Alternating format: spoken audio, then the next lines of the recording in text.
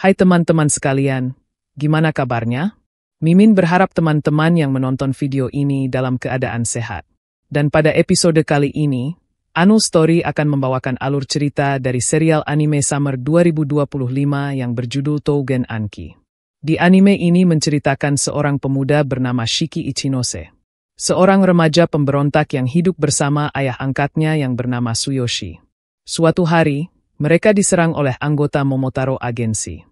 Shiki kemudian mengetahui sebuah kebenaran mengejutkan jika dirinya adalah keturunan Oni, dan Tsuyoshi dulunya adalah pemburu Oni dari jalur darah Momotaro. Saat Tsuyoshi tewas dalam serangan tersebut, darah Oni dalam diri Shiki terbangkit. Dia pun bertarung dengan sengit melawan pembunuh ayahnya. Nah, daripada penasaran gimana kelanjutannya, mending langsung saja ke alur ceritanya.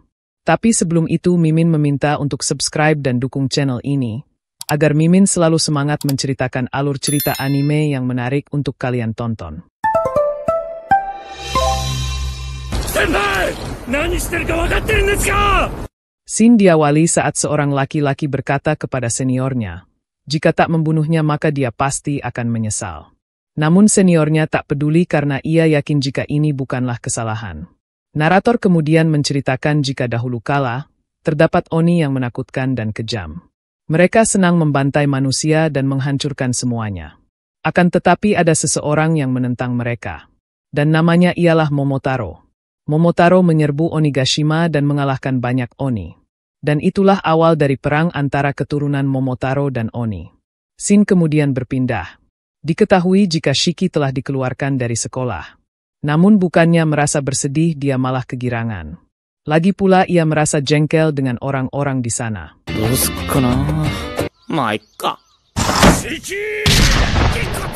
Melihat Shiki dikeluarkan, ayah angkatnya yang bernama Tsuyoshi pun marah besar.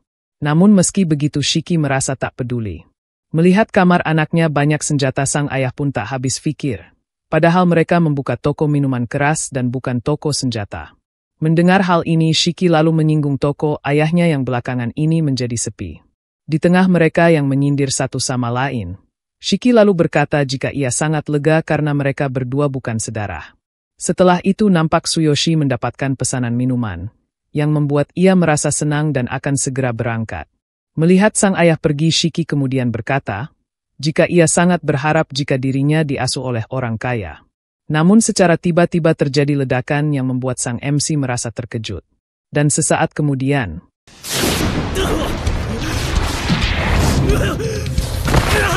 setelah sang MC dilemparkan ke bawah dengan kekuatan misterius, nampak seorang pria datang dan menanyakan apakah dia bernama Ichinose Shiki. Di tengah Shiki yang terkejut, namun secara tiba-tiba muncul mobil yang menabrak pria tersebut. Dan ternyata yang menabraknya ialah Tsuyoshi. Dia kemudian menyuruh sang MC untuk segera masuk ke dalam mobil. Meski pada awalnya merasa kebingungan, namun Shiki tetap masuk karena dipaksa oleh Tsuyoshi. Setelah pergi dari sana, sang ayah pun merasa, jika satu-satunya pilihan tersisa mungkin harus pindah dari negara ini. Mendengar perkataan ayah angkatnya jelas saja membuat Shiki semakin kebingungan. Tsuyoshi lalu meminta Shiki untuk mendengarkan perkataannya baik-baik, karena ia hanya akan mengatakan ini satu kali.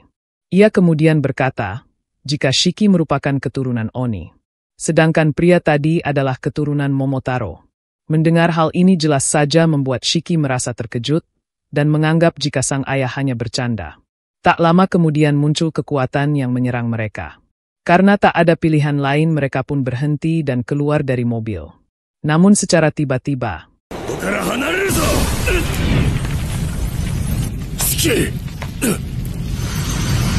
melihat kekuatan itu masuk ke dalam gedung, Tsuyoshi pun menduga jika Shiki dibawa ke sana. Oleh karena itu ia langsung menyusulnya. Di sisi lain nampak Shiki telah ditangkap oleh pria sebelumnya.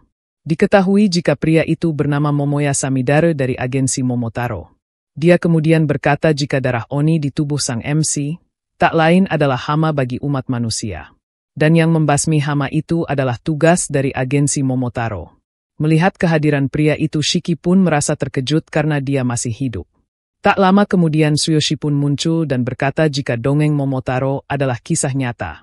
Selama ribuan tahun Momotaro dan suku Oni telah berperang, dan mewariskan perjuangan dari generasi ke generasi. Pada akhirnya keturunan Momotaro bersatu, dan membentuk apa yang kini disebut sebagai agensi Momotaro. Karena alasan ini keturunan Oni pun takut dan mulai bersembunyi di antara manusia. Mendengar hal ini jelas saja membuat sang MC tak mengerti.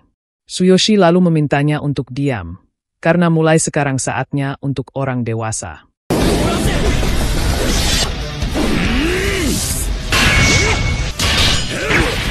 Tak disangka Tsuyoshi juga mampu menggunakan kekuatan tersebut. Diketahui jika kekuatan ini adalah karakteristik unik yang hanya dimiliki keturunan Momotaro. Setelah itu kita dibuat terkejut karena Samidare menganggap Tsuyoshi sebagai seniornya. Diketahui jika nama lengkap Tsuyoshi ialah Momogawara Tsuyoshi. Dan dia adalah mantan anggota agensi Momotaro. Mendengar fakta ini jelas saja membuat sang MC merasa terkejut. Tsuyoshi kemudian menyuruh Samidare tak memanggil nama itu. Karena sekarang dia bernama Ichinose Tsuyoshi.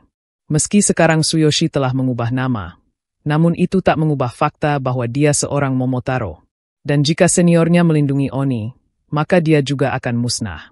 Tak lama kemudian pertarungan mereka pun kembali berlanjut. Melihat pertarungan mereka Shiki pun nampak syok, karena tak ada satu pun yang masuk akal. Dan mengapa ayah angkatnya tak memberitahukan ini dari awal? Kembali ke dalam pertarungan. Samidare lalu menanyakan mengapa seniornya melindungi Oni. Padahal mereka itu monster yang selalu menyakiti manusia. Mendengar hal ini Tsuyoshi lalu menyuruh Samidare untuk diam. Dan sesaat kemudian,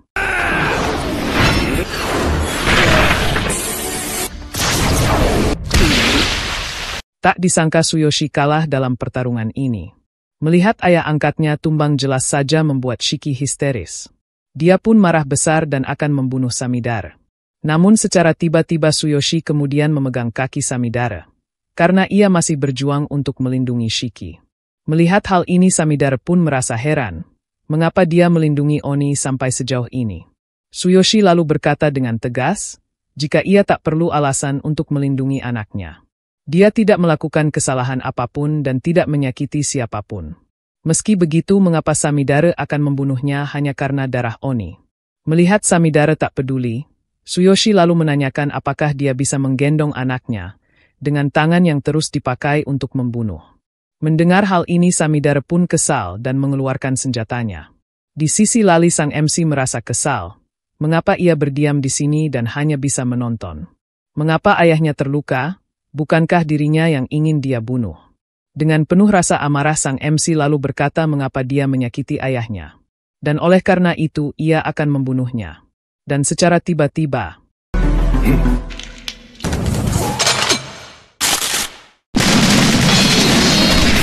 melihat Shiki berubah ke wujud Oni, Samidare pun merasa jika dia telah terbangun.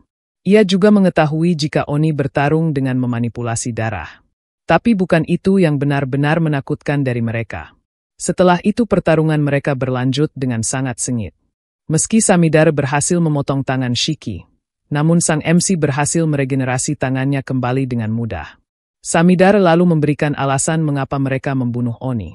Hal itu karena kebiadaban mereka yang tak terkendali dan hilangnya rasa kemanusiaan mereka.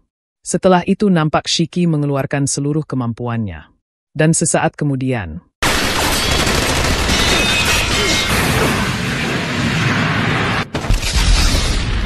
setelah diserang banyak senjata termasuk rudal, jelas saja membuat Samidare terkejut. Ia juga dibuat terpojok karena sang MC terus menyerang secara bertubi-tubi.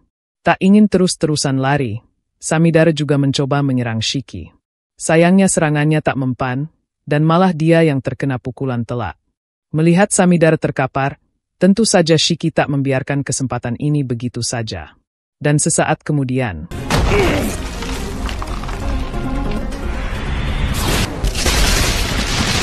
meski terkena serangan telak namun Samidare masih bisa berdiri. Dan saat dirinya murka dengan hal ini, nampak Shiki tiba-tiba terjatuh dan tubuhnya kembali seperti semula. Ia pun bertanya-tanya apa yang telah terjadi. Melihat sikap Shiki Samidare sadar, jika keadaan itu akibat kehilangan ingatan dan mutasi tubuh. Dia kemudian mengeluarkan senjata dan berniat menghabisi sang MC saat ini juga. Ia melakukan ini karena semua Oni harus dibasmi. Namun secara tiba-tiba,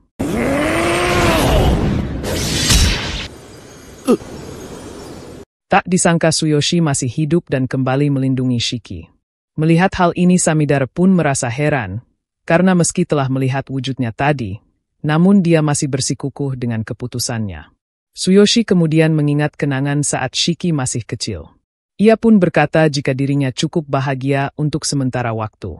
Di luar gedung nampak semua orang merasa panik, dan bertanya-tanya apa yang telah terjadi. Melihat situasi ini Samidare pun langsung kabur dari sana. Shiki kemudian menanyakan apakah ayahnya baik-baik saja. Sang ayah kemudian meminta Shiki untuk tidak panik, karena ia ingin berbicara untuk yang terakhir kalinya. Tsuyoshi kemudian meminta maaf karena telah merahasiakan banyak hal, karena takut jika anaknya kebingungan. Keturunan Momotaro akan membunuhnya hanya karena memiliki darah Oni. Karena sekarang ia tak bisa menemaninya lagi, jadi ia pun meminta Shiki untuk jadi lebih kuat. Cukup kuat untuk mengalahkan Momotaro maupun Oni, agar dia bisa hidup bebas tanpa ada yang mengganggu. Dan itu adalah janji antar pria. Shiki yang kesal berkata jika ia tak ingin mendengar pembicaraan yang dramatis. Ia tak peduli seberapa parah kondisinya, karena dia tidak boleh menyerah. Sang MC dengan penuh kesedihan berkata, jika ada banyak hal yang harus mereka bicarakan. Sayangnya Tsuyoshi sudah tak bisa diselamatkan lagi. Dan betapa bahagianya jika Oni dan Momotaro bisa hidup berdampingan seperti ini. Melihat sang ayah yang telah meninggal jelas saja membuat Shiki merasa histeris. Sang MC juga sangat kesal, karena ia belum sempat meminta maaf. Apalagi sebelumnya ia pernah bilang, jika dirinya senang jika mereka tak sedarah. Saat ini ia sungguh sangat menyesal dan ingin menarik perkataannya kembali. Singkat waktu di saat sang MC meratapi kepergian sang ayah, nampak seseorang datang dengan menggunakan sepatu roda. Dan secara tiba-tiba,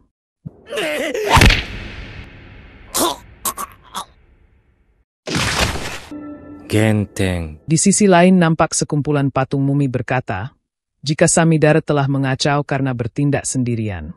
Mereka pun berkata jika akhir-akhir ini Momotaro makin lemah. Mereka juga tak bisa membiarkan publik sadar akan keberadaannya. Publik tak perlu tahu bahwa Oni yang kotor ada di antara mereka. Dan kemudian habisi anak Oni sebelum mereka terbangun. Mereka akan menemukan setiap Oni terakhir yang bersembunyi di masyarakat, dan memusnahkan mereka semua. Setelah itu nampak pria yang menyerang Shiki sebelumnya, sedang berbicara dengan seseorang dari saluran telepon. Dan isi pembicaranya, sepertinya mereka sedang mendiskusikan perihal murid rekrutan yang baru. Si pria berjubah itu mempunyai harapan tinggi ke para murid tersebut, karena mereka termasuk yang langka dan bagus. Dan sepertinya sang MC juga akan direkrut, namun mengevaluasinya mungkin hanya membuang-buang waktu.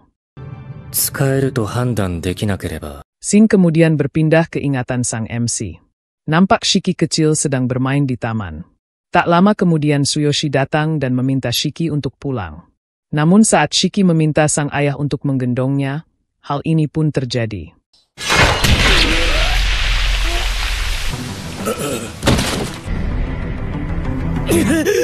Nampak Shiki terikat di sebuah ruangan. Dia kemudian terkejut saat melihat seorang pria yang sedang melakukan latihan. Setelah latihannya selesai, pria itu lalu berkata jika ia tak suka buang-buang waktu. Diketahui jika dia bernama Mudano Naito. Dan dia juga merupakan seorang Oni. Naito lalu memberitahukan jika sang MC berada di tempat rahasia. Jasad Tsuyoshi juga telah disimpan di tempat yang aman. Ia membawanya kemari karena dua alasan, yaitu evaluasi dan pemulihan. Naito menggunakan sepatu roda, karena dengan menggunakan ini ia menjadi cepat dan lebih efisien. Naito lalu memberitahukan jika pengendali kabut hitam sebelumnya merupakan keturunan Momotaro. Mereka tergabung dalam agensi Momotaro, yaitu sebuah organisasi yang membasmi Oni. Dan untuk melawan mereka, ada agensi yang disebut agensi Oni. Ia mencari Oni yang bangkit seperti Shiki, dan menilai apakah mereka pantas untuk bergabung dengan agensi Oni. Setelah memberitahukan hal ini Naito lalu melepaskan ikat mulut Shiki, karena sekarang gilirannya yang bertanya. Namun karena Shiki orang yang sangat temperamen, dia kemudian berkata dengan sangat keras dan menyuruh Naito untuk melepaskan ikatannya. Tak hanya itu sang MC juga menanyakan apa yang dia lakukan kepada sang ayah. Dan jika berani macam-macam, maka sang MC akan menghabisinya. Naito lalu menjawab apakah sel otak Shiki kurang memadai untuk mencerna kata-katanya. Padahal sebelumnya ia pernah memberitahukan jika jasad Tsuyoshi telah disimpan di tempat yang aman. Mendengar hal ini Shiki kembali kesal, dan tak percaya dengan ucapan Naito. Melihat sikap Shiki yang keras kepala, Naito pun tak peduli dan akan melanjutkan evaluasi ini. Shiki pun bertanya-tanya siapa sebenarnya orang tersebut, karena dia seenaknya menangkap dan menculiknya. Shiki kemudian mencoba menenangkan diri, dan dengan senyum terpaksa ia memohon kepada Naito untuk melepaskan ikatannya. Namun Naito tak peduli dan menyuruh Shiki untuk tak menatapnya seperti itu. Mendengar hal ini lagi-lagi Shiki merasa kesal dibuatnya. Setelah itu Naito kemudian berkata, jika ia mempunyai metode yang tepat untuk Shiki.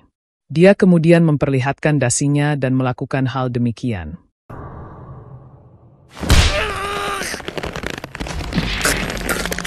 Setelah melakukan hal itu, Naito kemudian berkata jika sifat sejati manusia akan keluar ketika mendekati ajalnya. Ia kemudian menyuruh Shiki untuk memakai otak kerdilnya dan cari cara untuk lolos dari lilitannya. Dan jika tak sanggup maka dia akan mati.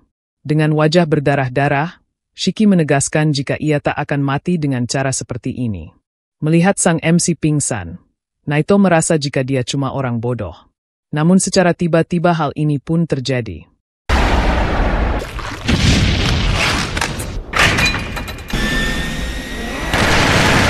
Meski terkena tembakan seperti itu namun Naito masih bisa menahannya. Ia mengetahui jika sang MC telah masuk ke mode mengamuk, dan dia juga tak paham cara menggunakan darah Oninya. Oleh karena itu Naito akan menunjukkan cara yang tepat menggunakan darah Oni.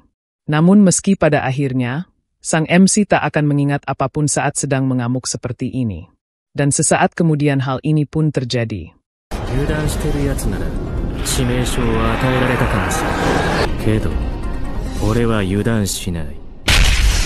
Setelah terbangun dari pingsannya dan melihat lengannya telah berubah, jelas saja Shiki tak mengingat apa-apa. Naito lalu menjelaskan jika darah Oni itu sangat kuat, tapi sulit untuk dikendalikan. Saat Shiki mengamuk, dia akan kehilangan kontrol diri dan ingatannya. Meski telah mendengar penjelasan Naito, Shiki masih saja tak memahaminya. Dia lalu menanyakan benda aneh apa yang keluar dari tubuh Naito. Dan saat mengetahui jika Naito telah mengendalikan darah Oninya, hal itu membuat Shiki merasa terkejut. Setelah itu Naito kemudian memberitahukan jika Shiki telah gagal. Namun saat mendengar hal ini Shiki lagi-lagi tak paham dengan apa yang terjadi. Tapi satu hal yang pasti orang ini sangatlah kuat. Setelah itu Shiki pun berkata jika ia membenci sikap Naito. Namun meski begitu dia sangat kuat. Dan sesaat kemudian ia pun berbuat hal demikian. Diketahui jika Shiki melakukan hal ini, karena dirinya ingin menjadi lebih kuat agar bisa membalas kematian ayahnya. Namun sayang Naito menolak permintaan Shiki. Dalam pertempuran, bodoh berarti mati. Apalagi Shiki malah mengamuk seenaknya. Dia tak mampu mengendalikan darahnya, dan juga tak bisa memakai otaknya. Dan karena hal itu Naito merasa jika Shiki sama sekali tak berguna. Mendengar hal ini Shiki pun merasa kesal, karena meski ia telah merendahkan diri namun dia malah tetap menghinanya. Setelah itu nampak Naito melukai tangannya, dan mengeluarkan senjata andalan yang berupa payung darah. Melihat hal ini Shiki pun mengerti akan satu hal, dan ia akan meladeni permainan Naito. Setelah itu nampak Shiki mundur, karena jika diam saja maka ia pasti akan mati. Setelah berpikir sejenak nampak sang MC akan melakukan sesuatu. Ia kemudian menggesekkan tangannya ke lantai dan akan menerjang Naito. Melihat perbuatan Shiki, Naito merasa jika dia sudah gila. Tanpa pikir panjang ia kemudian membuat pertahanan dengan menggunakan payung berduri. Dan sesaat kemudian hal mengejutkan pun terjadi.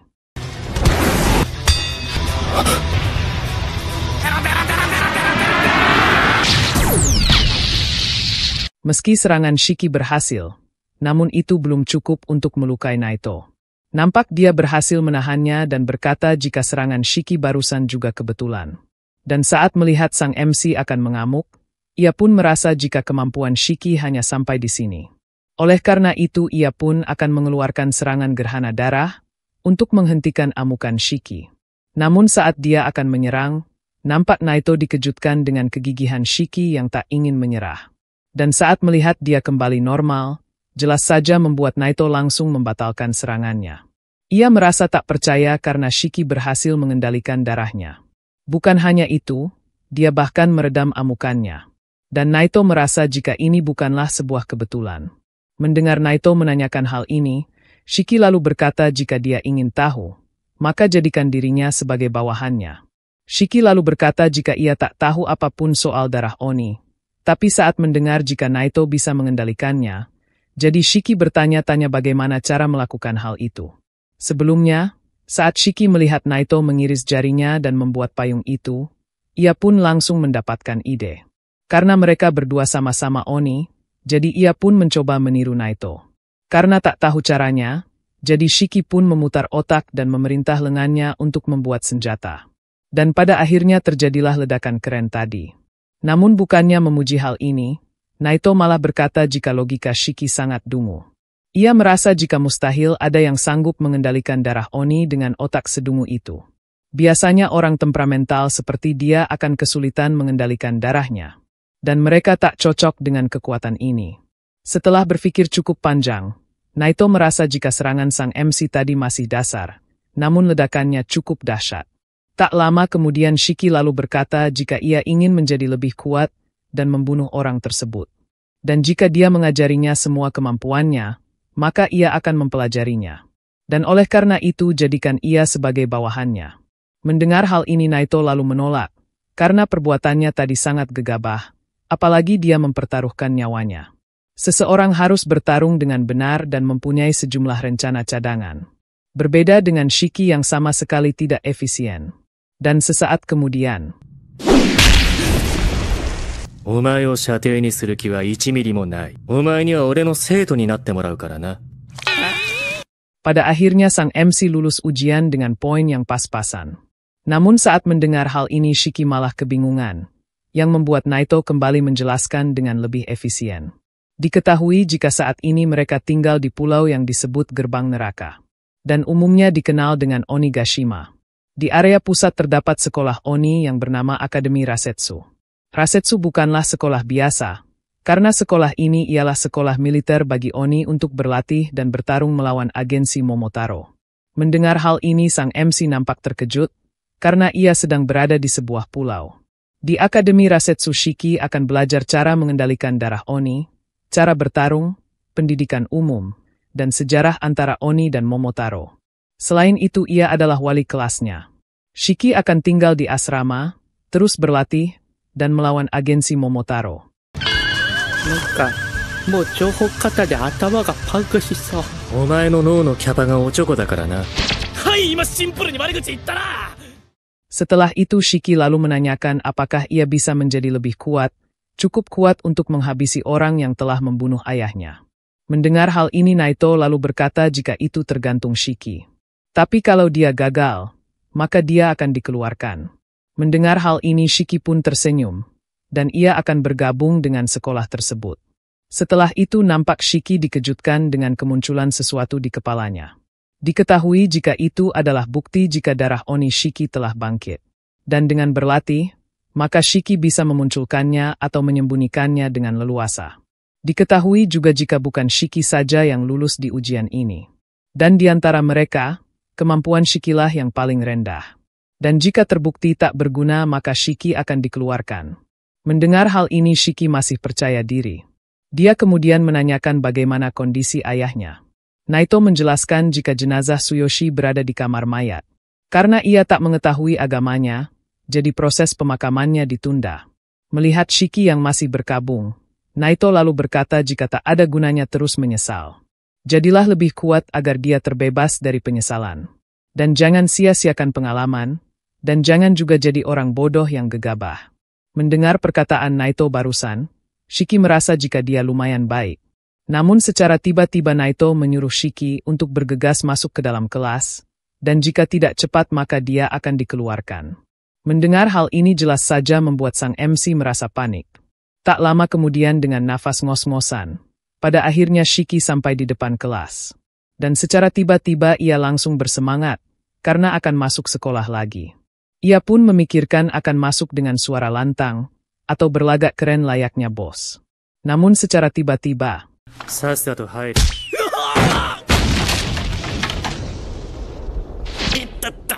Melihat dirinya mimisan, Shiki pun langsung meminta tisu ke seorang murid yang memakai masker. Namun murid tersebut menolak dan menyuruh Shiki untuk tak berbicara kepadanya. Mendengar hal ini jelas saja membuat sang MC merasa kesal dibuatnya. Setelah itu nampak Shiki menertawakan murid tersebut yang tak mempunyai tanduk. Bahkan Shiki sampai berkata jika dia seperti bayi Oni. Namun ternyata murid tersebut mampu mengeluarkan dan menghilangkan tanduknya dengan sesuka hati. Biar lebih singkat, Mimin akan memperkenalkan murid-murid dari kelas ini. Mulai dari Kougasaki Jin, Yaoroshi Ikari, Sazanami Kuina, Yusurube Juji, Byobugaura Homare, dan yang terakhir Kiriyama Rokuro. Singkat waktu karena Shiki dan Jin terus-terusan berseteru, hal ini pun terjadi. Oi, koko ni asobi ni kita wake janai yo na. Melihat Naito tiba-tiba ada di belakang, jelas saja membuat mereka merasa terkejut. Naito lalu memberitahukan jika seharusnya hari ini merupakan masa orientasi dan peraturan sekolah. Namun sekarang mereka akan melakukan hal lain. Dan ternyata Naito meminta mereka untuk bermain kejar-kejaran. Tak lama kemudian mereka pindah ke area yang disebut hutan Shinra. Naito akan memberikan waktu 1 jam untuk kembali ke sekolah. Jika tertangkap maka mereka akan ditahan di tempat. Dan apabila semua tertangkap maka permainan ini akan berakhir. Selanjutnya jika mereka gagal sampai di tujuan sebelum waktu habis, maka mereka akan dikeluarkan. Mendengar hal ini jelas saja membuat mereka merasa terkejut. Naito melakukan hal ini karena setelah lulus mereka akan berhadapan langsung dengan agensi Momotaro dengan mempertaruhkan nyawa. Di ujian ini Naito tak akan memakai kekuatan darah, namun mereka bebas menggunakannya. Tapi jika mengamuk maka Naito siap menghadapi kapanpun. Mendengar hal ini, Jin yang terlalu percaya diri lalu menanyakan, bagaimana kalau mereka berhasil membunuhnya? Naito pun menerima tantangan itu, dan jika berhasil mereka akan langsung dinyatakan lulus, dan akan ditugaskan ke unit pilihan masing-masing.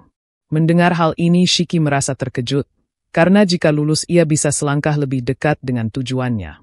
Setelah itu nampak Naito memberi kata-kata mutiara, yang membuat para murid bersemangat dengan ujian ini. Tak terkecuali Shiki, yang akan melawan dengan mengerahkan semua kemampuannya. Setelah itu nampak Naito memberitahukan satu aturan lagi.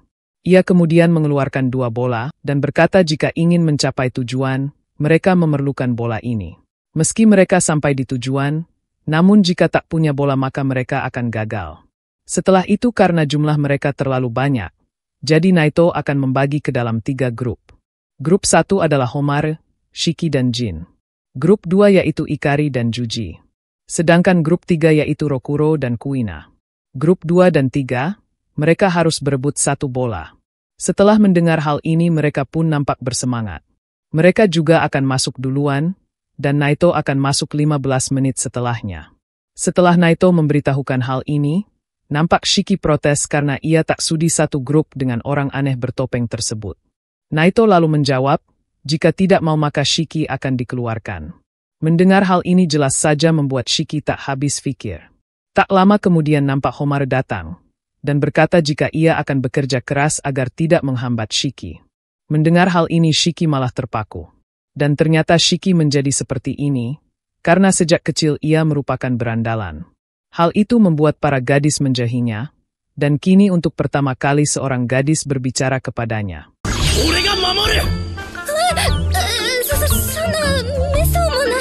Melihat sikap rendah hati Homare, membuat Shiki merasa takjub. Tak lama kemudian nampak Homare juga mendatangi Jin, dan mengucapkan salam kenal kepadanya. Namun saat melihat sikap dinginnya Jin, Homare langsung menangis dan meminta maaf karena telah lancang. Melihat hal ini Shiki pun menyalahkan Jin, karena telah membuat gadis itu menangis. Sang MC juga menenangkan Homare, bahkan ia sampai menggodanya dengan mengatakan jika dia sangat cantik. Dengan wajah memerah Shiki pun mengajak Homare bekerja sama, dan menyelesaikan ujian ini berdua saja. Dan setelah itu nampak Shiki dan Jin kembali terlibat perselisihan. Jin lalu berkata jika Shiki pada akhirnya akan dikeluarkan, dan menyuruhnya untuk berhenti dari sekarang agar tidak menderita. Mendengar hal ini Shiki lalu berkata, jika ia punya tujuan dan tidak akan menyerah.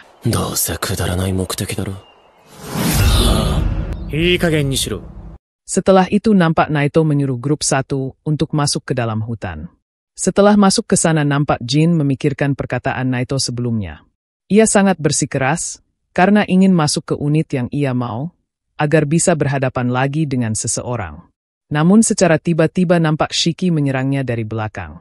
Dan ternyata alasan Shiki ingin bertarung dengan Jin. Karena sebelumnya dia berkata jika tujuannya itu konyol. Shiki ingin memaksa Jin untuk menarik kembali ucapan tersebut.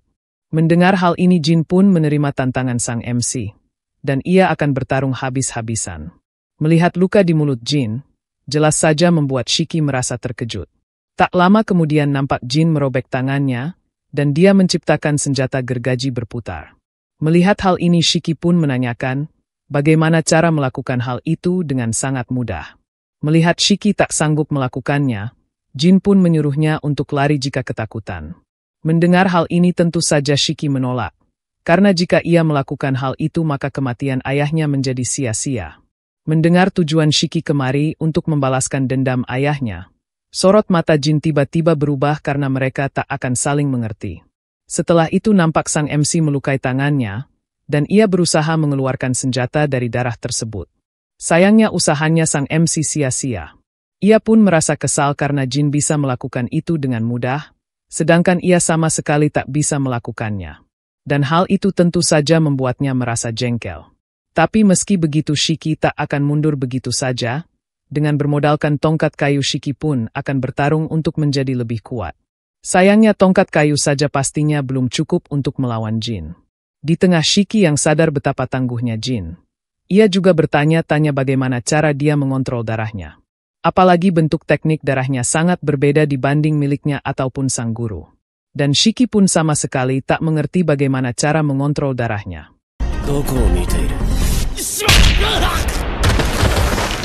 Setelah terkena pukulan, nampak Shiki merasa frustasi karena tak memahami hal ini. Dan saat Jin akan pergi, nampak Shiki kembali bangkit dan menyuruhnya untuk berhenti. Melihat sikap keras kepala sang MC, Jin pun kesal dan langsung menyerang dengan kekuatan darah. Namun secara tiba-tiba hal mengejutkan pun terjadi.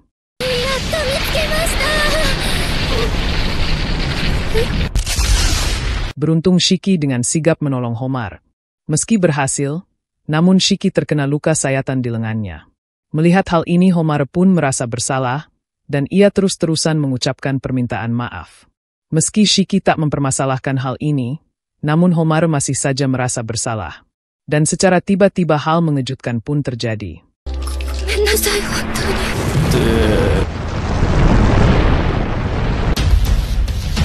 Melihat Homar mengeluarkan monster mengerikan seperti itu, jelas saja membuat mereka merasa terkejut.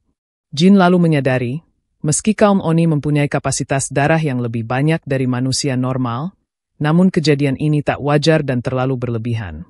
Homar lalu menyuruh mereka berdua untuk lari, karena jika tidak mereka akan mati.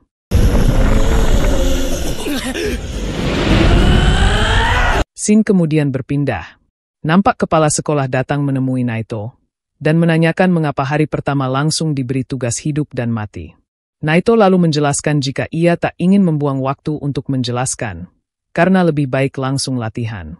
Mendengar hal ini kepala sekolah sadar jika Naito sangat peduli kepada mereka. Ia juga memberitahukan, jika setiap tahunnya ada banyak Oni yang mati. Dan sebagian besar dari mereka adalah anak-anak. Ada yang dibunuh hanya karena terkait dengan Oni, dan ada juga yang diculik hidup-hidup dan dijadikan subjek penelitian. Kepala sekolah berharap, setidaknya ada surga maha adil yang menunggu anak-anak tersebut.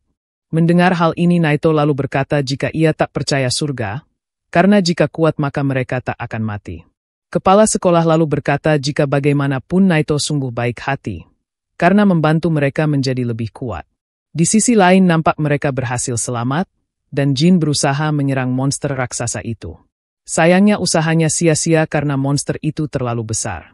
Shiki lalu menanyakan apakah Homar bisa menghentikan monster tersebut. Namun sayangnya Homar tak bisa berbuat apa-apa, dan ia hanya bisa meminta maaf.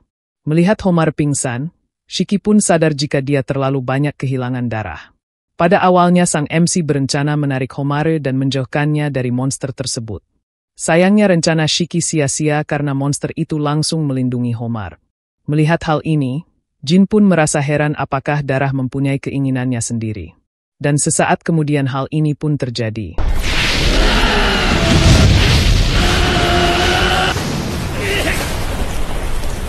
Setelah menyerang mereka, nampak Homare memohon kepada monster itu untuk berhenti.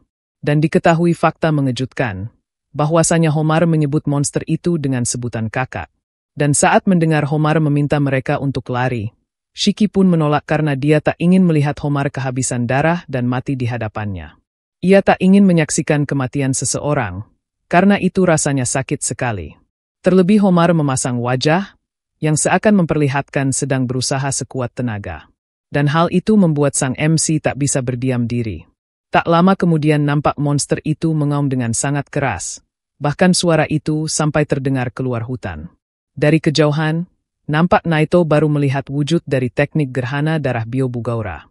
Ia juga ingin melihat bagaimana kedua bocah itu menghadapi monster tersebut. Di sisi lain nampak Shiki berusaha mengeluarkan senjata, seperti yang ia lakukan saat melawan Naito. Melihat rencana itu tak lagi berhasil, Naito pun sadar jika sebelumnya itu peristiwa abnormal yang terjadi sekali seumur hidup. Tak lama kemudian nampak monster itu kembali menyerang, yang membuat Shiki terlempar cukup jauh. Melihat hal ini Shiki pun merasa frustasi, karena tidak hanya lemah, ia juga sangat menyedihkan. Shiki kembali mengingat kematian ayahnya, yang membuat ia masih saja merasa sama sekali tak berguna. Dengan meneteskan air mata, Shiki lalu berkata jika menjadi lemah itu sangat memalukan dan sangat menjengkelkan.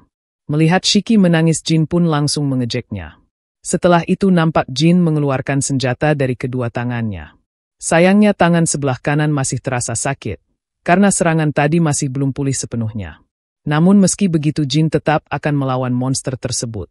Melihat Jin menciptakan dua senjata berbeda secara bersamaan, Naito pun sadar jika itu memerlukan kontrol tingkat tinggi. Dan hal ini membuat Jin jelas unggul dalam aspek ketelitian dan pengalaman. Dijelaskan jika darah Oni bisa berbentuk apapun, dengan kekuatan bagaimanapun. Gambaran yang dibayangkan seseorang disalurkan dari otak, menjelajah tidak hanya melalui saraf, tetapi juga melalui aliran darah, dan membentuk wujud sesuai kebutuhan. Itu merupakan sinyal dari otak, dan ada yang disebabkan oleh trauma. Serta ada pula yang terbentuk oleh preferensi atau selera. Konon apa yang diciptakan Oni dengan darah mereka, dapat mengungkapkan sekilas kehidupan mereka selama ini. Dan cara keturunan Oni menciptakan senjata unik dari darah, akhirnya dikenal sebagai teknik gerhana darah. Setelah itu nampak Jin memulai serangannya.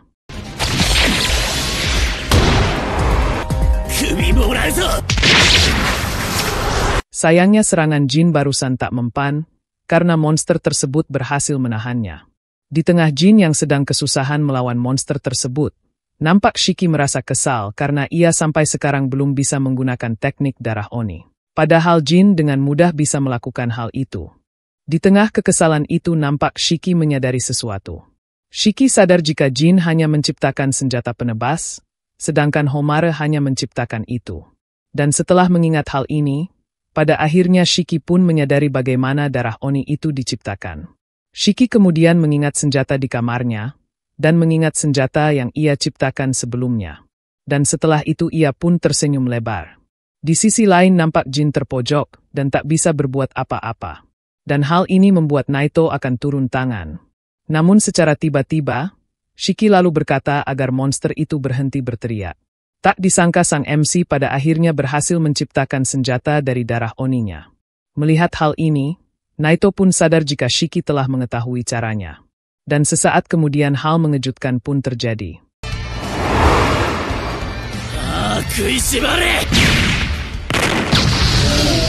Melihat serangan Shiki yang sangat kuat, jelas saja membuat Naito dan Jin merasa terkejut. Setelah berhasil mengalahkan sosok raksasa tersebut, nampak Shiki menanyakan keadaan Homare. Namun saat akan mendekatinya sang MC tiba-tiba terjatuh. Ia pun bertanya-tanya mengapa tubuhnya tak bisa bergerak. Naito yang ada di sana lalu berkata jika Shiki telah lumpuh. Hal ini terjadi karena dia telah melepaskan konsentrasi darah yang teramat besar. Dan dia terlalu memaksakan diri. Mendengar hal ini Shiki masih berusaha untuk berdiri namun itu percuma. Natio kembali menjelaskan, jika Shiki terlalu banyak menggunakan darah bisa-bisa dia kehilangan nyawa. Kemampuan kontrolnya juga nihil, dan dia masih harus banyak belajar. Meski begitu, Naito merasa jika kekuatannya tadi rasanya terlalu dahsyat. Setelah itu Shiki lalu meminta Naito untuk memeriksa Homare, karena tampaknya dia terlalu banyak memakai darah. Mendengar hal ini Naito pun menyanggupinya, namun dia merasa heran karena Shiki sendiri hampir mati. Tapi dia masih saja mengkhawatirkan orang lain. Dan sesaat kemudian hal mengejutkan pun terjadi.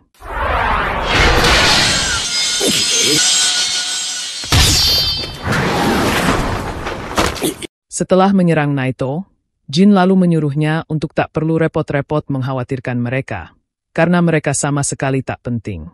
Meski saat ini Homare butuh penanganan darurat, namun Jin tetap saja tak peduli.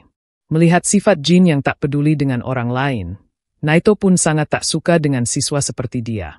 Jin kembali tak peduli, karena yang penting saat ini ia akan menghabisinya agar bisa lulus. Mendengar Naito tak akan menggunakan kekuatan darahnya, Jin pun merasa kesal karena ia telah diremehkan.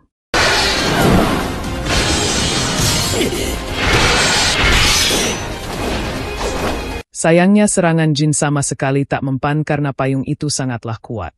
Dan saat Jin kembali menyerang, Naito lalu berkata jika payung ini bukan cuma payung biasa. Dan ternyata payung itu juga bisa mengeluarkan asap. Melihat hal ini Jin pun merasa jika Naito menggunakan asap ini untuk melakukan serangan kejutan.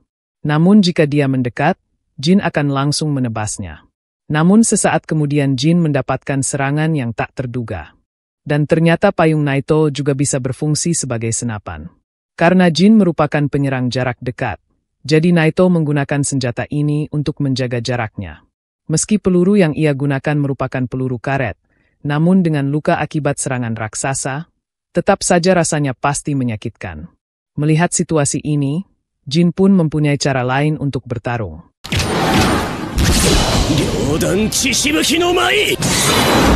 Meski Jin menyerang dari jarak jauh namun Naito dengan mudah menghindarinya. Dan saat dia melompat untuk menghindar, nampak Jin tiba-tiba datang dari belakang untuk melakukan serangan kejutan. Namun sayangnya Naito masih mempunyai senjata rahasia. Dia kemudian melemparkan sesuatu dari payungnya. Melihat hal ini awalnya Jin merasa jika benda itu ialah granat. Namun ternyata itu merupakan bom asap. Jin pun merasa kesal, dan bertanya-tanya ada berapa banyak tipuan dari payung tersebut. Dan ia juga berpikir, jika Naito akan kembali menembaknya dari jarak jauh lagi. Namun sesaat kemudian hal mengejutkan pun terjadi.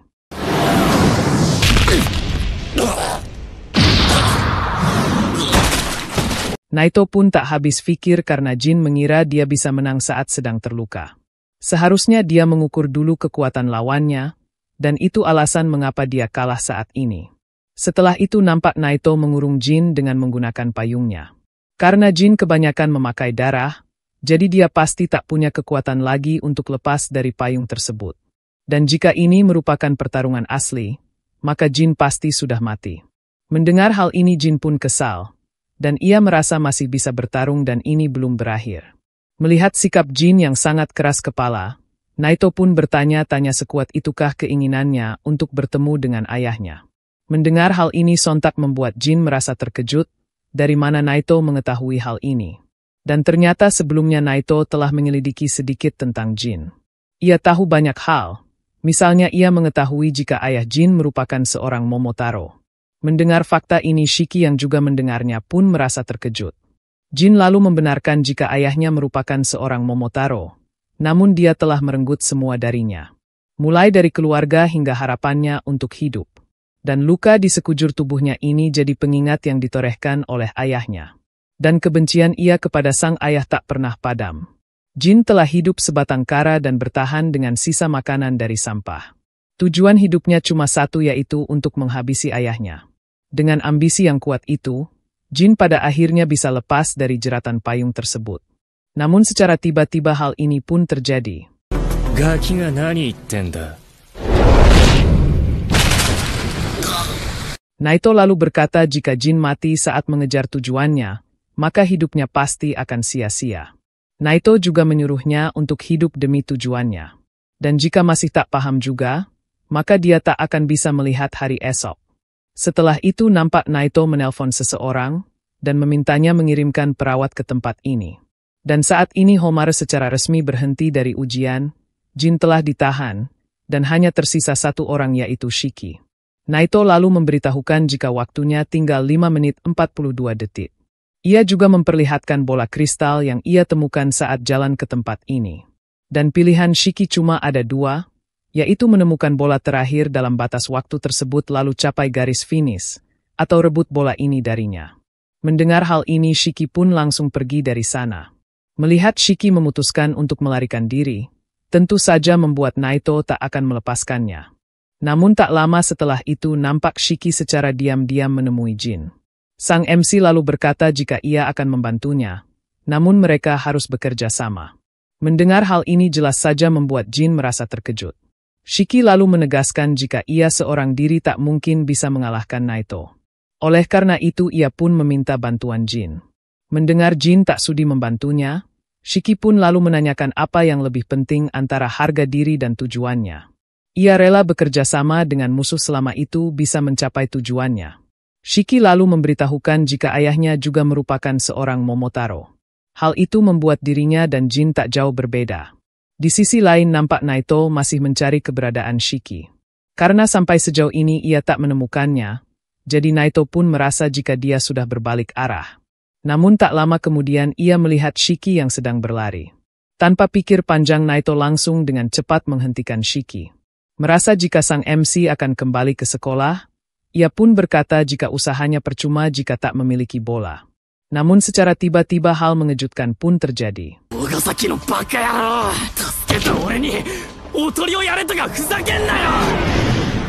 Ternyata meski dari awal Jin menolak untuk bekerja sama dengan Shiki, namun pada akhirnya dia memutuskan untuk ikut. Sayangnya meski melakukan serangan kejutan tapi Naito berhasil menghindarinya. Melihat hal ini Naito pun sadar jika mereka telah bekerja sama. Namun meski begitu ia merasa jika rencana mereka tak akan berhasil. Namun sesaat kemudian Naito dikejutkan dengan tali yang dipegang oleh Jin. Dan secara tiba-tiba hal ini pun terjadi.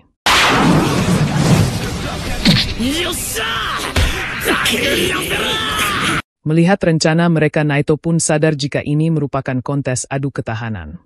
Melihat mereka mengerahkan seluruh kekuatannya, Naito pun merasa jika saat ini stamina mereka sedang penuh, mungkin cara ini akan berhasil. Namun sesaat kemudian nampak Jin menyerang dari jarak jauh, tapi lagi-lagi Naito berhasil menghindar. Meski begitu kesempatan ini tak disia-siakan oleh Shiki. Dia kemudian berlari untuk mengambil bola itu dari Naito. Sayangnya bola itu gagal diambil, dan malah terlempar ke dekat Jin. Melihat hal ini Naito sadar waktunya tersisa 3 menit. Jika mereka berlari maka salah satu dari mereka bisa berhasil. Dan jika Jin merebut bola dan berlari, Shiki mungkin akan mengejarnya untuk berupaya mencurinya. Dan saat itu terjadi maka ia akan merebut bolanya. Namun sesaat kemudian Shiki malah menyuruh Jin untuk mengambil bolanya dan berlari ke garis finish. Mendengar hal ini jelas saja membuat Jin dan Naito merasa terkejut. Dan tanpa pikir panjang Jin langsung mengambil bola itu dan pergi dari sana. Dan sesaat kemudian hal kocak pun terjadi.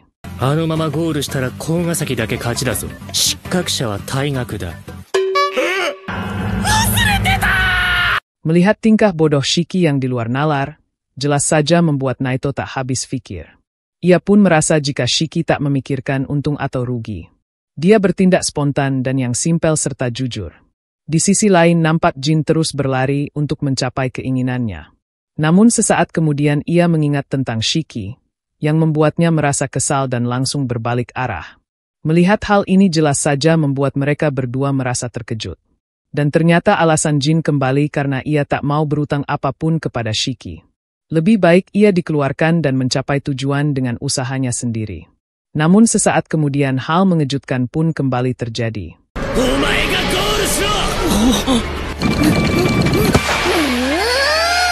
Dan ternyata hewan itu bernama Muku, yang merupakan kurir komunikasi kilat dari Baku Express.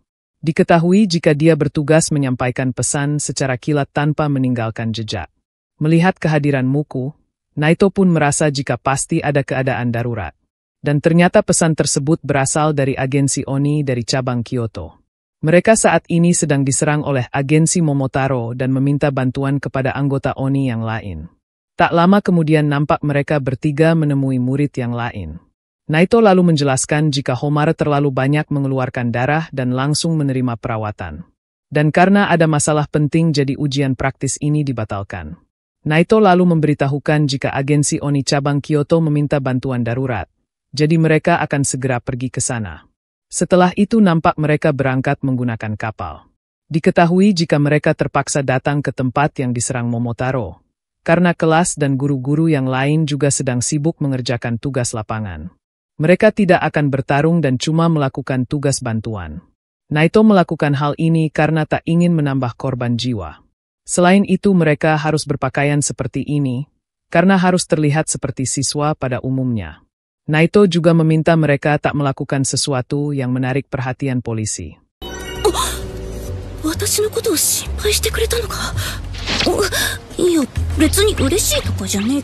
Setelah itu Naito lalu menjelaskan, jika di setiap kota madya sedikitnya berdiri satu unit agensi Oni.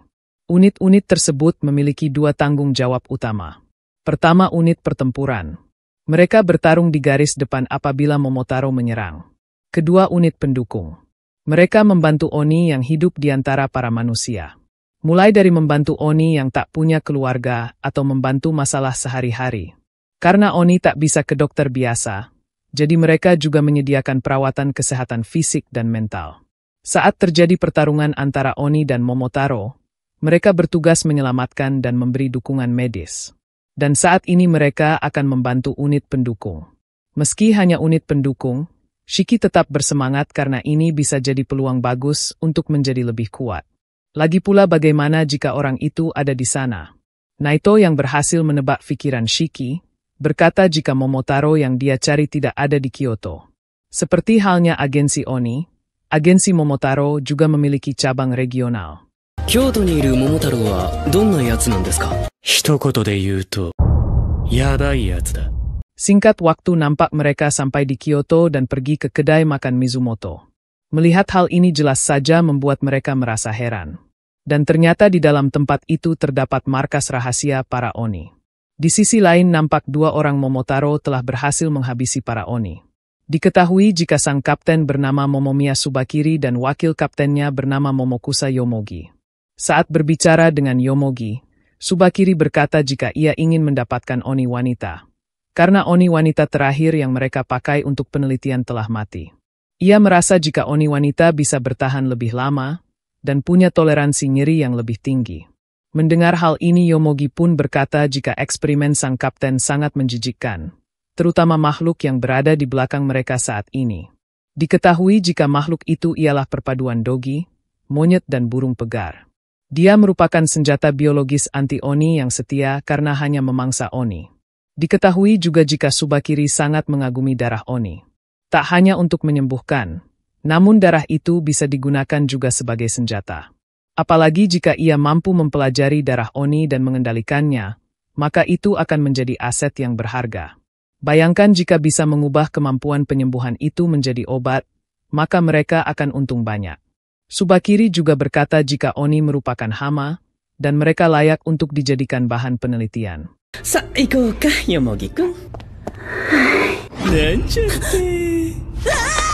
Karena anak Oni itu ingin dibawa pulang, jadi Yomogi akan membuatnya pingsan terlebih dahulu. Namun saat ia memukulnya, darah Oni tersebut malah tercecer ke baju Subakiri. Karena Subakiri sangat menyukai kebersihan, jadi ia pun kesal dan langsung menghabisi Oni tersebut dengan kekuatannya. Melihat kemampuan sang kapten, Yomogi pun berkata jika para Momotaro mampu memanfaatkan bakteri hitam dari dalam tubuh untuk bertarung. Namun yang paling mengerikan adalah kemampuan Subakiri, karena dia mampu mengendalikan mayat dengan bakteri tersebut. Setelah menghabisi para Oni, Subakiri langsung memerintahkan spesimen itu untuk memakan mereka semua. Di sisi lain nampak Shiki merasa terkejut karena Kyoto memiliki ruang bawah tanah seluas ini. Tak lama kemudian nampak mereka telah sampai di markas agensi Oni di Kyoto. Seorang pria lalu datang menemui Naito, dan ia nampak senang dengan kedatangannya. Dan saat pria itu melihat ada gadis cantik yang datang, ia pun tak tahan dan langsung menggodanya.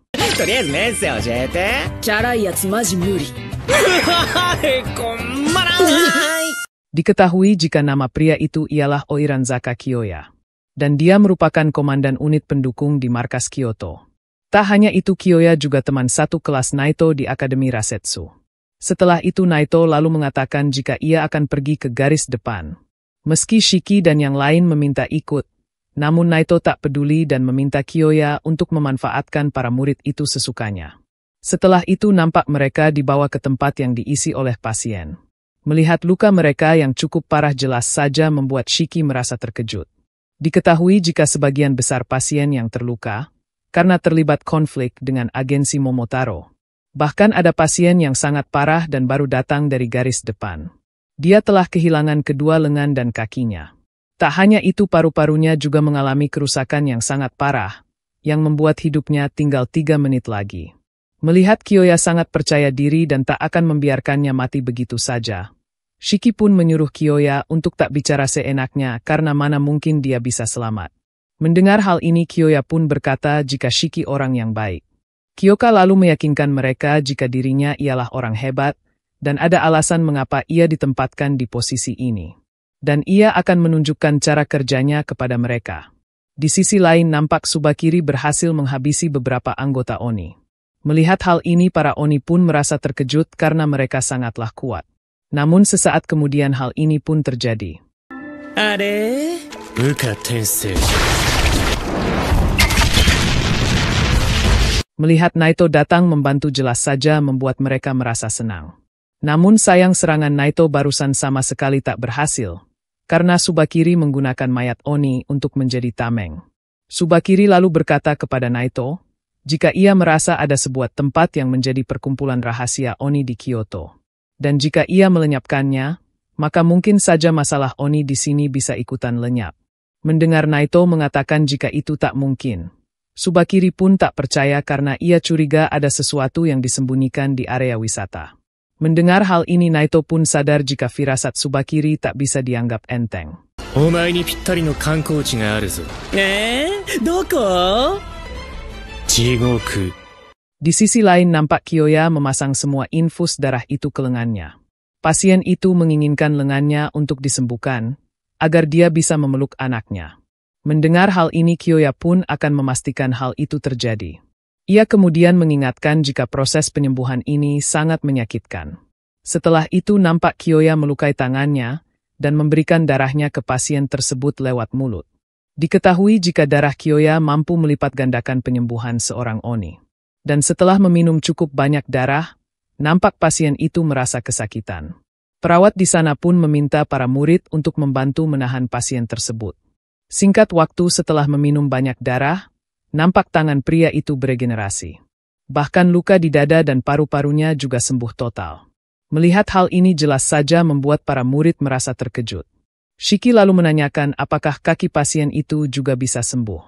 Kiyoya pun membenarkannya. Namun jika mereka memaksakan transfusi besar sekaligus, maka di tubuhnya akan tumbuh antibodi. Dan jika itu terjadi maka regenerasinya tak akan berhasil. Setelah itu Kiyoya lalu meminta pasien tersebut untuk pensiun dari unit pertempuran. Dan mulai sekarang ia mengajaknya berjuang bersama di unit pendukung. Tak hanya itu, Kiyoya juga akan membuatkan sepasang kaki yang bagus, agar dia bisa menemani anaknya bermain. Dengan meneteskan air mata, pasien itu pun mengucapkan terima kasih. Setelah itu nampak Kiyoya meminta Shiki melakukan sesuatu. Dan ternyata dia meminta sang MC untuk menjaga seorang anak bernama Mei. Diketahui jika dia telah dibawa ke sini kemarin, dan rupanya dia diserang oleh Momotaro. Tak hanya itu, orang tuanya juga masih belum ditemukan. Karena Shiki orang baik, jadi Kiyoya pun menyerahkan masalah ini kepadanya. Setelah itu nampak Shiki mendekatinya, dan mencoba mengajaknya bicara. Namun gadis kecil itu tak mau bicara yang membuat Shiki merasa kebingungan. Tak lama kemudian nampak unit pendukung datang dengan membawa beberapa mayat. Dan secara tiba-tiba hal mengejutkan pun terjadi.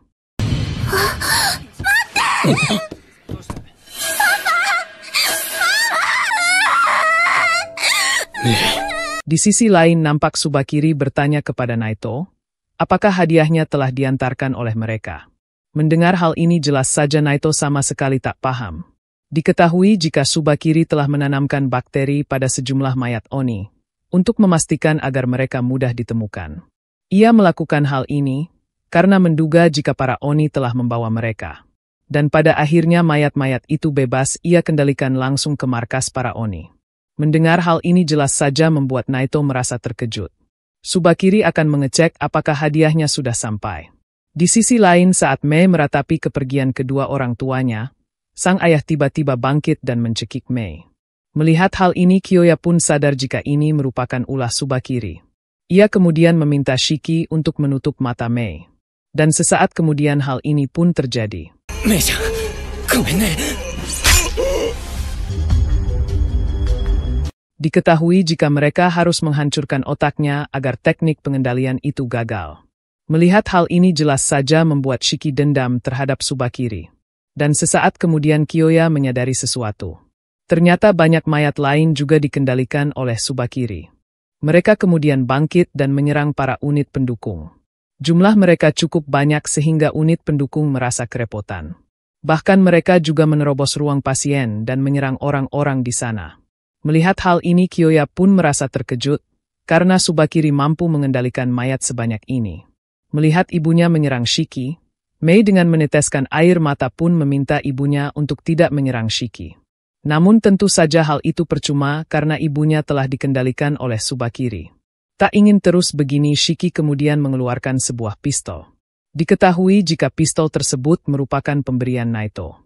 Dia memberikan senjata ini karena Shiki belum sanggup mengendalikan darahnya. Melihat hal ini Shiki pun merasa senang, karena pada akhirnya ia bisa memakai senjata asli. Diketahui juga jika peluru di dalam pistol tersebut telah diisi dengan kekuatan darah sang MC. Dan peluru itu lebih mematikan ketimbang peluru biasa. Dan sesaat kemudian hal ini pun terjadi.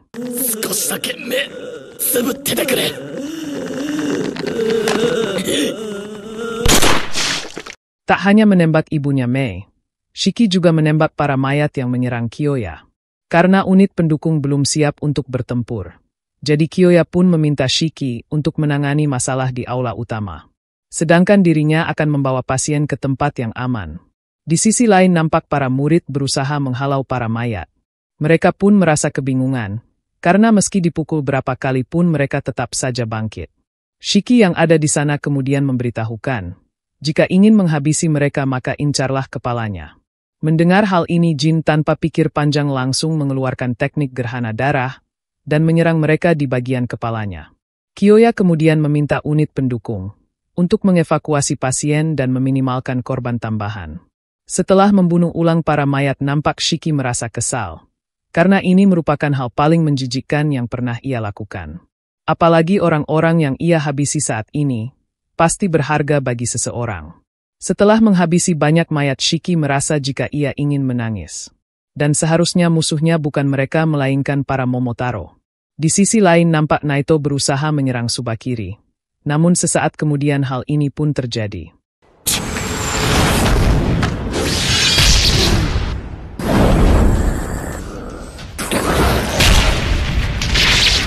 Melihat hal ini para Oni pun meminta izin untuk membantu.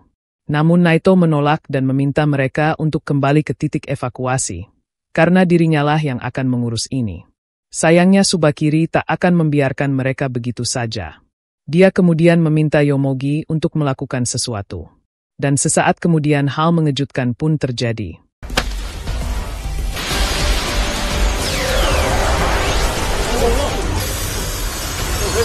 Tsubakiri lalu berkata jika selama mereka terkurung di situ ia bebas berkeliaran di markas para Oni sesukanya. Dan jika Yomogi tak memberikan izin, maka mereka tak akan bisa keluar. Naito sebelumnya pasti mengira jika dirinya tak mengetahui lokasi markas tersebut. Namun ternyata, Tsubakiri telah menanamkan pemancar pada setiap mayat yang ia tinggalkan. Dan semua pemancar itu mulai menyala di satu tempat yang sangat menarik. Dan saat memeriksanya, Tsubakiri pun mengetahui jika markas mereka berada di bawah Iryuda Dera. Dan setelah mengetahui hal itu Tsubakiri pun akan berangkat, dan meminta mereka berjuang sekuat tenaga untuk lepas dari kurungan ini. Itu pun jika mereka masih hidup. Mendengar hal ini jelas saja membuat Naito merasa kesal. Namun sayangnya ia tak bisa berbuat apa-apa. Setelah itu nampak Yomogi mengizinkan monster itu untuk masuk. Dan sesaat kemudian hal ini pun terjadi.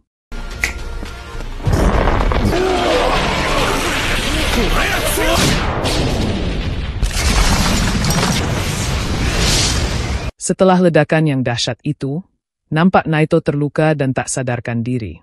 Di sisi lain nampak mereka telah berhasil menghabisi semua mayat tersebut. Dan berkat mereka, para unit pendukung telah berhasil memindahkan pasien ke ruangan yang lain. Setelah itu nampak Mei meratapi kembali kepergian kedua orang tuanya. Melihat hal ini Kyoya dan Shiki pun meminta maaf. Namun sesaat kemudian Mei berkata jika ia tak apa-apa. Sejak dahulu ia terus-terusan bersembunyi dan tak pernah pergi ke sekolah. Sepanjang hidupnya ia terus berlari dan terus berpindah tempat.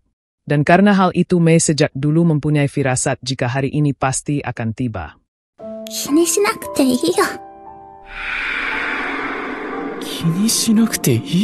Melihat hal ini Shiki pun merasa terkejut. Karena dia masih bisa bilang begitu setelah ditinggal kedua orang tuanya. Saat Shiki kecil ia sangat mengagumi superhero. Dan bukankah seharusnya Momotaro itu pembela kebenaran? Namun mengapa cara kerja mereka sangat kejam? Dan jika seperti ini Shiki akan menjadi penjahat, dan akan menghabisi para pahlawan jadi-jadian tersebut. Oleh karena itu Shiki meminta Mei tak perlu cemas, karena ia akan menciptakan dunia tempat dia bisa tersenyum lagi. Setelah itu nampak Kyoya dan Jin pergi untuk mengumpulkan para mayat. Dan tempat para mayat itu, berada di terowongan sebelum arah ke markas. Di lain sisi nampak Juji merasa, jika tempat ini tak aman setelah diserang seperti ini. Oleh karena itu ia akan menggunakan kemampuannya untuk berjaga-jaga. Diketahui jika kemampuan Juji dirancang untuk mengintai.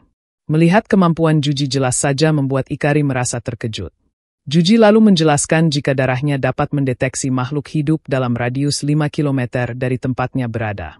Dan teknik ini juga bisa mendeteksi jika ada Momotaro.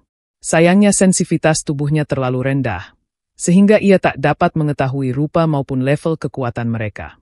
Di sisi lain nampak Tsubakiri telah sampai di kedai Mizumoto, dan ia juga telah menghabisi nenek penjaga di sana. Ia lalu menelpon rekannya, dan meminta mengirimkan para monster ke tempat ini. この前の隊長会議に出てた、なんて名前だったか忘れたけど、要注意の鬼の資料、念のために僕に送ってくれる? Tsubakiri juga merasa, jika Naito telah muncul maka ada yang ia sembunyikan. Setelah itu nampak Yomogi mendengar gema dari dalam sana, dan ia sadar jika ruangan bawah tanah itu sangat besar. Dan entah berapa banyak oni yang ada di bawah sana. Tak lama kemudian nampak Tsubakiri merasa senang setelah menerima pesan dari seseorang. Ia pun akan memeriksa tempat itu sendiri, dan pastikan Yomogi bertanya nama oni dulu sebelum menghabisi mereka. Dan jika ada oni yang bernama Ichinose Shiki, jangan habisi dia namun tangkap hidup-hidup. Tsubakiri merasa jika Ichinose Shiki sangat berbeda, dan ia sungguh ingin mempelajarinya. Di lain sisi nampak Jin dan Kyoya keluar dari ruang krematorium. Dan setelah itu mereka pun akan membawa para mayat ke sana. Kyoya juga berjanji jika ia tak akan membiarkan Jin mati dan berakhir di krematorium. Sayangnya saat mereka akan pergi, nampak Kyoya tiba-tiba ditusuk Tsubakiri dari belakang. Melihat hal ini jelas saja membuat mereka terkejut, dan Jin bersiap menyerang Tsubakiri dengan teknik darahnya. Namun saat akan menyerang hal mengejutkan pun terjadi.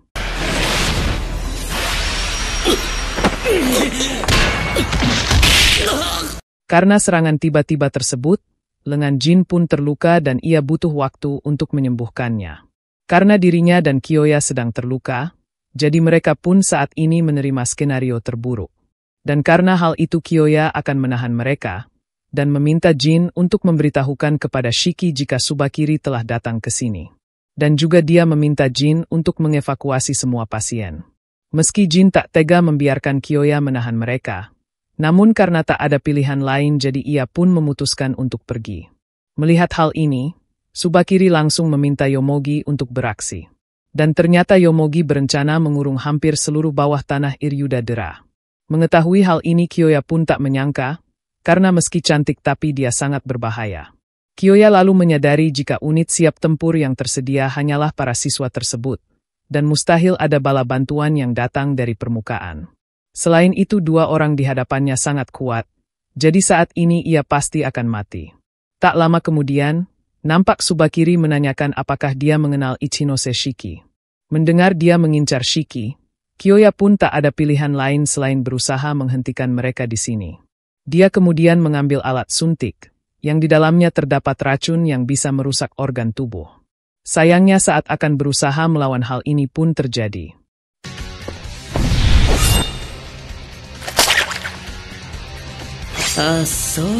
Tak disangka Kyoya tumbang hanya dengan satu kali serangan.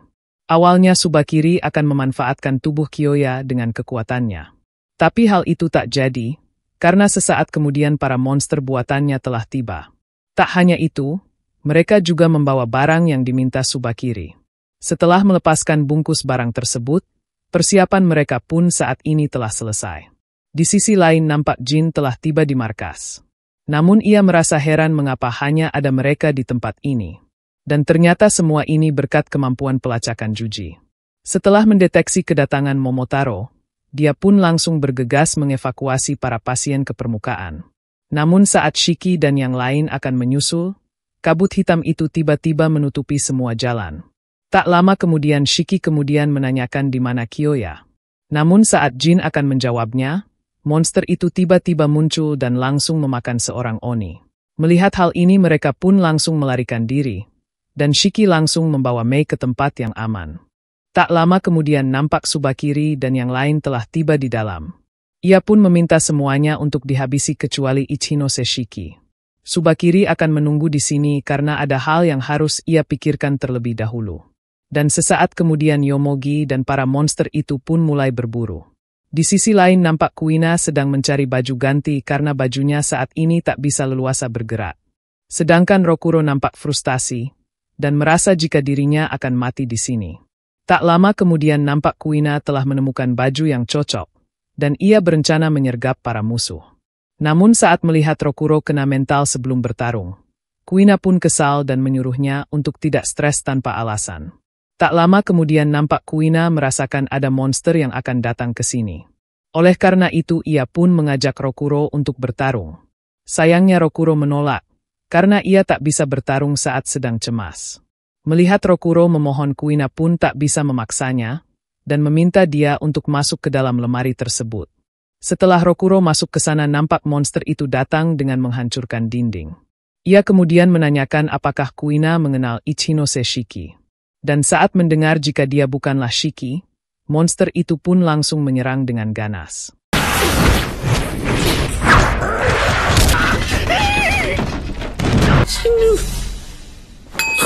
Setelah berhasil menghindar dari serangan tersebut, nampak Kuina mengeluarkan teknik gerhana darahnya yang bernama I Love. Dan dengan penuh semangat Kuina akan mengantar monster itu menuju maut. Di sisi lain nampak Ikari bertemu dengan salah satu monster. Monster itu juga menanyakan apakah dia mengenal Ichinose Shiki. Namun saat mendengar hal itu Ikari tiba-tiba kesal, dan menyuruhnya untuk tak menyamakan dirinya dengan pecundang seperti Shiki. Shin kembali ke tempat Rokuro. Nampak dia terbangun dari pingsannya, dan berpikir jika semua yang ia alami sebelumnya hanyalah khayalan. Namun sesaat kemudian hal mengejutkan pun terjadi.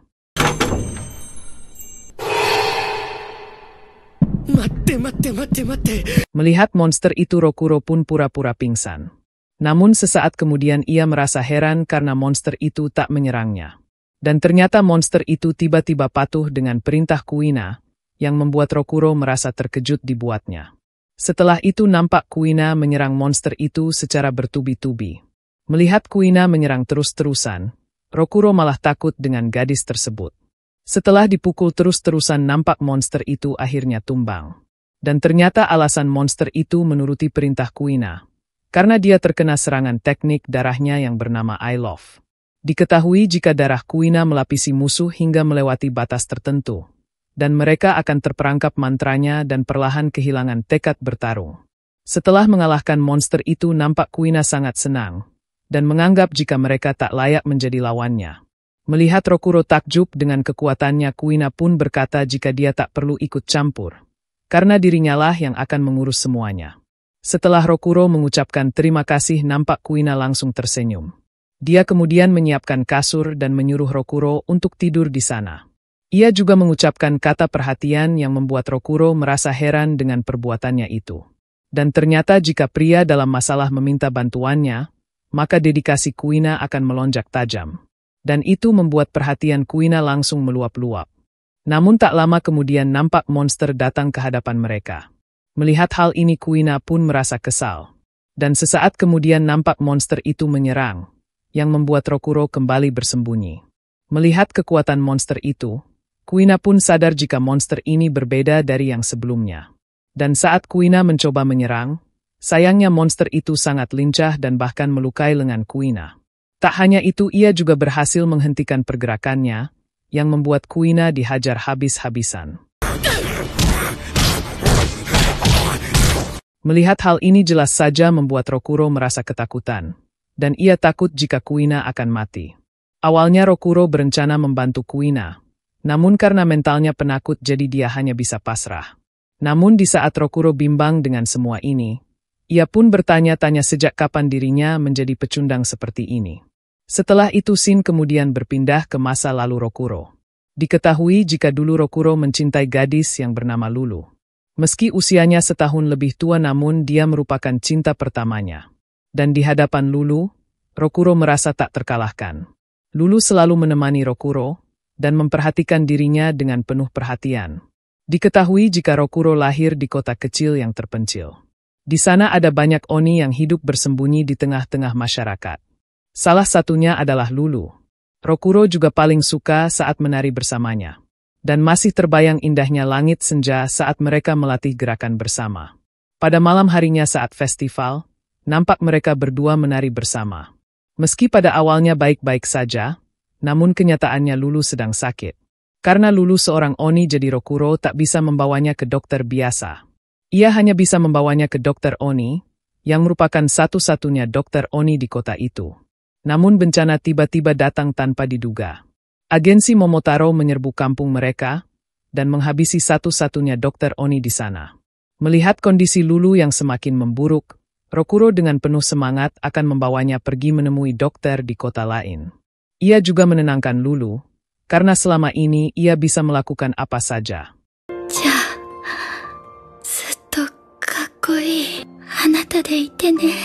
Sayangnya nyawa Lulu udah tak tertolong, yang membuat Rokuro tak bisa menerima kenyataan ini. Bagi Rokuro Lulu merupakan tempat mengadu. Dan bersama dia, Rokuro bisa tetap tegar serta tak terkalahkan. Setelah Lulu tiada, rasa khawatir dan takut yang dipendam mulai menggerogoti Rokuro. Rambutnya mulai memutih, dan insomnia juga merongrongnya. Dan tanpa disadari emosi Rokuro juga menjadi tak stabil. Dan sejak saat itu juga, Rokuro bukan lagi orang yang sama. Awalnya Rokuro hanya bisa pasrah saat melihat Kuina akan dihabisi monster tersebut. Karena tanpa Lulu Rokuro merasa jika dirinya tak berguna. Namun sesaat kemudian ia mengingat perkataan Lulu, yang memintanya untuk tetap keren. Dan sesaat kemudian hal mengejutkan pun terjadi.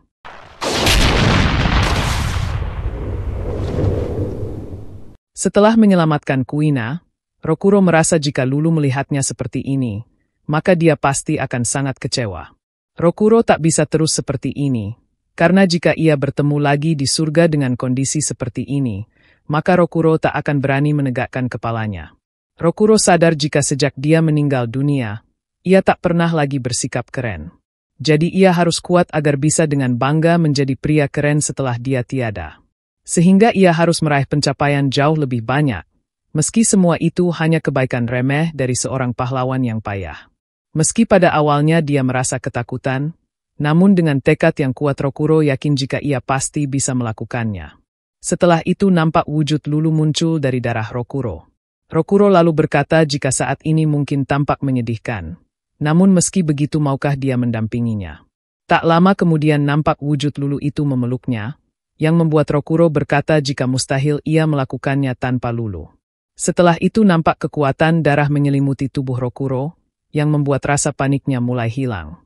Rokuro kemudian mengeluarkan teknik gerhana darah, pemulihan mental.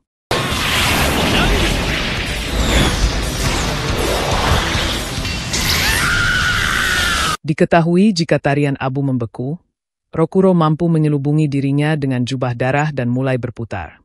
Dia mengubah darah tersebut menjadi badai kelopak bunga setajam silet, dan mampu mengerahkan tebasan angin tajam.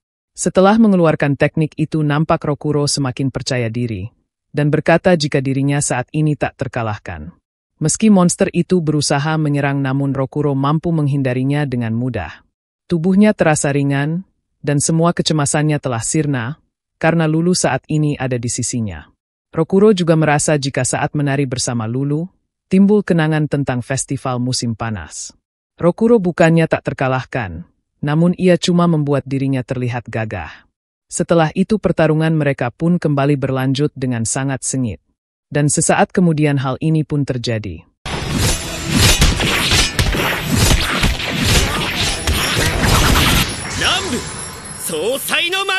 Pada akhirnya Rokuro berhasil mengalahkan monster tersebut. Ia lalu menanyakan apakah dirinya terlihat cukup keren. Lulu pun mengangguk dan dia juga nampak tersenyum. Di lain sisi nampak Shiki dan Mei sedang bersembunyi di taman. Mei yang frustasi lalu berkata jika ia ingin mati karena kedua orang tuanya telah tiada. Mendengar hal ini Shiki langsung menyemangati Mei, serta menyuruhnya hidup dan berjuang. Shiki juga akan berjuang menghajar musuh yang menghabisi keluarganya Mei. Setelah itu Shiki meminta Mei untuk tetap di sini. Karena dirasa monsternya sudah kalah, jadi musuh tak akan menemukannya dengan mudah. Namun jika situasinya memburuk, maka Mei diminta untuk bersembunyi di belakang semak-semak. Melihat Shiki pergi, Mei yang khawatir pun berkata jika dia akan kalah. Namun Shiki langsung membantah karena dia tak akan kalah. Ia tak akan menyerah dan juga tak akan berputus asa, dan itu moto terbarunya. Di lain sisi nampak Naito tersadar setelah para Oni berteriak kepadanya. Seperti yang diketahui sebelumnya jika Naito terluka karena melindungi yang lain. Oleh karena itu mereka langsung meminta maaf akan hal ini. Naito pun tak mempermasalahkannya, dan mengajak mereka untuk kembali ke Iryudadera karena para muridnya ada di sana. Di sisi lain nampak Shiki bertemu dengan Tsubakiri. Setelah mereka berkenalan, nampak Shiki merasa kesal dan akan menghancurkan Momotaro. Sedangkan Tsubakiri merasa senang karena Oni yang ia cari dari tadi telah muncul di hadapannya.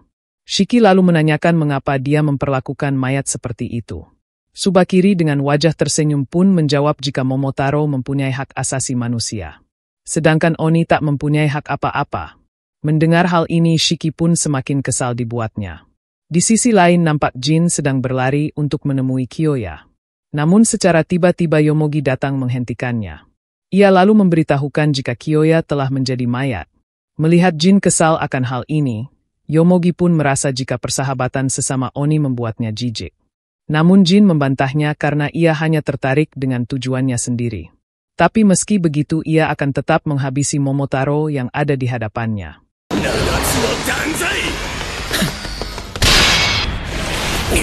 Sayangnya serangan Jin tak mempan, karena Yomogi mampu menahan dengan dinding hitamnya.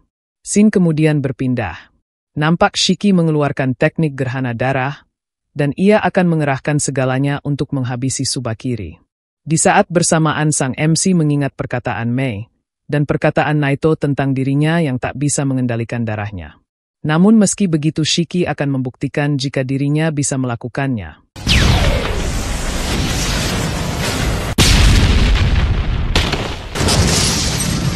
Sayangnya serangan Shiki mampu dihindari oleh Tsubakiri.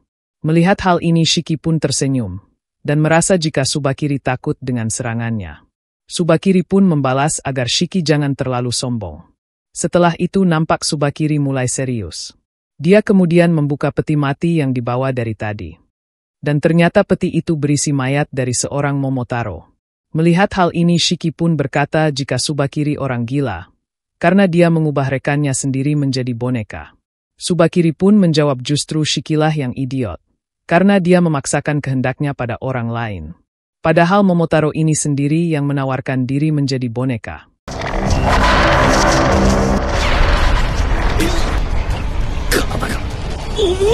Dan ternyata serangan barusan merupakan kemampuan dari Momotaro tersebut. Jika boneka Tsubakiri adalah seorang Momotaro, maka ia juga bisa meminjam kekuatannya. Diketahui jika dia menggabungkan bakteri ke dalam oksigen di sekelilingnya, lalu dia mengubah bobotnya. Di saat bersamaan nampak dia bergumam, akan melenyapkan semua Oni. Tsubakiri juga tak paham, mengapa dia terus mengucapkan kalimat itu pada saat masih hidup. Entah itu dendam atau obsesi, namun itulah semangat Momotaro yang murni. Dengan semangat itu dia bisa menjadi tangan kanannya saat ini. Dan juga apakah Shiki bisa menahan beban tersebut. Di sisi lain nampak beberapa Momotaro mencoba menghancurkan dinding tersebut. Namun sayangnya mereka gagal. Pada awalnya mereka berencana mencari jalan lain menuju markas. Namun Naito sadar, jika semua pintu masuk sudah disegel oleh wanita tersebut. Sebenarnya Naito mampu menghancurkan dinding yang menghalanginya. Namun karena Iryuda Dera berada di atas mereka dan ramai dikunjungi turis, jadi menghancurkan dinding bisa menyebabkan kerusakan parah di permukaan. Itu artinya semua turis harus dievakuasi terlebih dahulu. Sayangnya para Oni tak punya wewenang untuk melakukan hal itu. Tak lama kemudian nampak Juji datang dan memberikan laporan kepada Naito. Setelah memahami situasinya, Naito sadar jika ia kehabisan waktu karena Shiki dan yang lainnya dalam bahaya. Pokoknya sebelum menghancurkan dinding ini, prioritas utama mereka adalah mengevakuasi semua turis untuk pergi dari tempat ini. Tak lama kemudian nampak seorang Oni melaporkan, jika ada gadis yang datang dan bergumam tak jelas. Ia pun menanyakan apakah Naito mengenal gadis ini. Dan ternyata gadis itu ialah Homar. Diketahui jika Homar datang ke sini karena ia disuruh membantu. Melihat kehadiran Homar, Naito pun sadar jika ada sesuatu yang bisa ia lakukan saat ini. Naito juga berkata, jika ada cara untuk mengevakuasi semua warga sipil tanpa menyisakan satu orang pun. Setelah itu nampak Naito dan Homar berada di gunung belakang Iryuda Dera. Naito lalu menjelaskan jika mereka akan memicu gempa kecil. Mereka akan menimbulkan tanah longsor dan memaksa para turis untuk mengungsi. Setelah memberitahukan titik lokasinya, Naito juga menjelaskan jika turis tak akan takut pada gempa kecil. Tetapi jika lerengnya longsor, mereka pasti akan lari berhamburan. Dan setelah tanahnya mulai longsor, Naito menyuruh Juji membantu para prajurit untuk mengevakuasi para pengunjung. Dan setelah itu, Juji harus memastikan semua turis sudah pergi dengan memanfaatkan kemampuannya. Setelah itu Naito lalu menyuruh Homare untuk mengeluarkan raksasa yang dia panggil sebelumnya. Dan ternyata Naito akan membuat longsor dengan memanfaatkan monster tersebut. Mendengar hal itu Homare lalu menjawab jika itu mustahil dilakukan karena ia tak sanggup mengendalikannya. Meski Naito menenangkan Homare karena ada ia di sampingnya, namun Homare tetap menolak karena bisa-bisa ia kembali menimbulkan masalah. Melihat hal ini Naito lalu berkata kepada Juji, jika rencana ini batal. Dan ia akan mencari rencana lain. Karena jika mereka terus menundanya, maka semua yang terjebak mungkin dalam bahaya. それと屏風ヶ浦。お前は退学だ。 Mendengar hal ini Homar lalu berkata jika ia merasa takut. Ia takut melepaskan raksasa yang tak mampu ia kendalikan. Naito lalu menjawab jika masalahnya bukan soal ketakutan, melainkan menolak untuk berubah. Ia mengetahui soal insiden yang dia timbulkan di masa lalu. Dan setiap orang punya bebannya masing-masing. Namun mereka datang ke Akademi Rasetsu karena mereka ingin mengubah sesuatu. Setelah itu Naito lalu menanyakan apa alasan Homar datang ke Rasetsu. Homar lalu menjawab jika ia datang kemari karena ingin belajar untuk mengendalikan darahnya sendiri. Singkat waktu pada akhirnya Homar akan menjalankan rencana tersebut. Dia kemudian mengeluarkan sosok raksasa sebelumnya. Namun karena tak bisa mengendalikannya jadi raksasa itu menyerang Naito. Tapi meski begitu, hantaman raksasa tersebut membuat lereng gunung longsor dan membuat para turis kepanikan. Para Oni kemudian menyuruh mereka untuk segera mengungsi. Singkat waktu pada akhirnya semua turis itu pergi dari Iryuda Dera. Juji langsung melaporkan kepada Naito, jika semua orang telah dievakuasi dengan aman. Mendengar hal ini Naito lalu memuji mereka, karena telah menjalankan tugas dengan baik. Setelah itu nampak Naito membuat Homar pingsan, dan raksasa itu pun langsung lenyap. Homar lalu meminta maaf karena ia tak berguna. Namun meski begitu Naito memujinya karena usahanya sudah bagus. Di lain sisi nampak Jin berusaha menghindar dari serangan Yomogi. Karena terlalu berbahaya jika mendekat, jadi Jin pun menjaga jarak sampai ia memahaminya. Namun sesaat kemudian hal ini pun terjadi. Sayangnya Jin berhasil ditangkap oleh kekuatan Yomogi. Perempuan itu kemudian mengecilkan kurungan tersebut, sehingga menghimpit tubuh Jin dan membuatnya remuk. Mendengar Jin yakin jika dirinya pasti bisa keluar, Yomogi pun tak percaya karena darah Oni perlu fokus dan membutuhkan kekuatan mental tingkat tinggi. Ruang tertutup secara alami membuat otaknya panik, Dan kepanikan itu akan makin meningkat ketika ruang itu makin menyempit. Dan hal itu pasti akan sulit menggunakan kekuatan darahnya. Namun sesaat kemudian nampak pergerakan kurung itu tiba-tiba berhenti. Melihat hal ini Yomogi tak percaya apakah dia mampu menggunakan darahnya. Hal itu dirasa mustahil karena tak mungkin ada orang tetap tenang dalam situasi mencekam seperti itu. Namun secara tiba-tiba kurungan itu tiba-tiba hancur yang membuat Yomogi merasa terkejut. Jin lalu mengungkapkan jika ia pernah tidur di saluran udara sebuah bangunan terlantar. Tempatnya menjijikkan dan baunya sungguh menyengat. Dibandingkan dengan tempat itu, kurungan Yomogi terasa seperti kabin yang bagus. Tak lama kemudian Ikari datang sambil melemparkan kepala monster yang ia kalahkan. Ikari juga berkata jika monster lemah seperti itu tak akan bisa menghabisinya. Melihat kehadiran Ikari, Jin langsung memintanya untuk tak ikut campur. Namun tentu saja Ikari menolak karena saat ini ia sangat marah. Dan ia yang akan mengalahkan Momotaro tersebut. Melihat pakaian Yomogi membuat Ikari gagal fokus, karena dia memamerkan tubuhnya sembarangan. Dan hal itu membuat Ikari semakin kesal dan langsung mengeluarkan teknik darahnya. Melihat kehadiran dua bocah tersebut Yomogi tak mempermasalahkannya, karena ia akan menghabisi mereka sekaligus.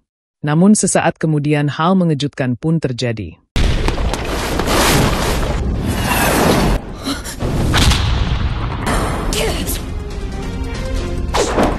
Melihat kecepatan Ikari, jelas saja membuat Yomogi merasa terkejut. Dan ternyata teknik darah Ikari bernama histeria terkutuk. Teknik ini memanfaatkan kemarahan untuk menghasilkan berbagai efek. Dan Ikari sekalipun tak bisa memprediksi efek yang akan timbul, karena kekuatannya bergantung pada intensitas kemarahannya. Dan diketahui juga jika kekuatan ini hanya dapat digunakan 3 kali per hari. Melihat musuhnya kali ini ialah tipe kecepatan, Yomogi pun merasa jika dia bukan lawan yang ideal buatnya. Di sisi lain nampak Naito akan menghancurkan dinding tersebut.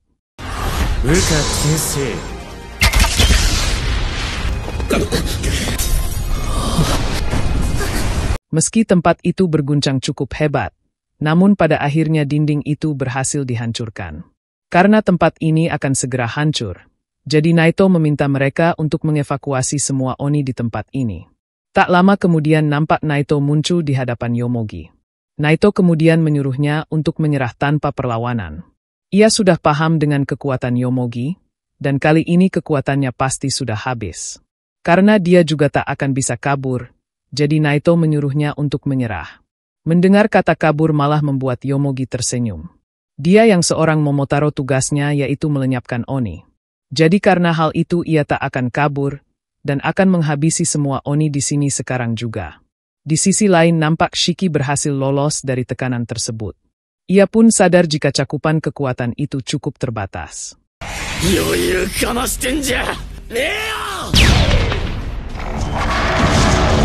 Sayangnya serangan Shiki tak berhasil karena mereka bisa menghentikannya dengan gravitasi. Melihat Shiki sudah tak bisa bergerak, Tsubakiri pun akan menunjukkan kekuatan lain dari gravitasi. Diketahui jika dia bisa meningkatkan bobot oksigen di ruangan ini hingga 100 kali dari jumlah normal. Bayangkan oksigen dibentuk bola dan dimampatkan. Hasilnya terciptalah bola oksigen dengan bobot beberapa ton. Dan pada dasarnya ini seperti bola besi penghancur. Namun yang ini agak berbeda. Saat bola dengan oksigen sepadat ini bertumbuk dan menghantam titik benturan, gelombang kejut akan melaju ke dalam dan menghancurkan tubuhnya. Setelah terkena serangan tersebut nampak Shiki kesakitan. Melihat Shiki sangat lemah, Tsubakiri pun tak yakin jika dia adalah keturunan Kishin.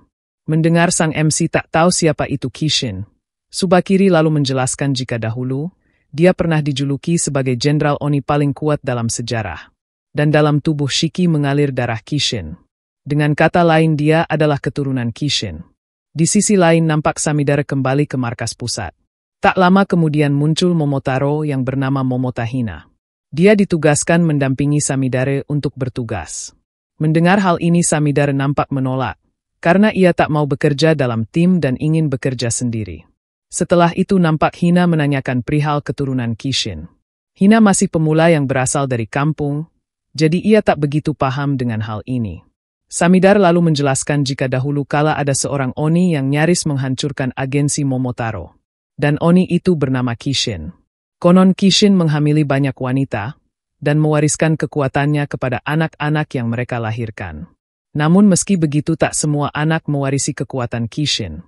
Dan sebenarnya pada periode tertentu, keturunan Kishin cenderung lahir. Periode itu saat kubu Momotaro mengungguli kubu Oni. Saat itulah anak-anak berkekuatan Kishin mulai bermunculan. Tak lama kemudian muncul kapten dari unit 21 yang bernama Momowashinya. Ia menjelaskan jika Kishin pertama muncul, tepat ketika nenek moyang mereka hendak melenyapkan Oni. Sejak saat itu setiap kali mereka mendesak Oni menuju kepunahan, ada saja anak berkekuatan Oni yang muncul. Dan karena hal itu perang ini pun tak pernah selesai. Sekarang para Oni sudah paham cara berbaur dan hidup di tengah manusia. Terkadang dalam pertempuran melawan Oni nyawa manusia bisa terancam.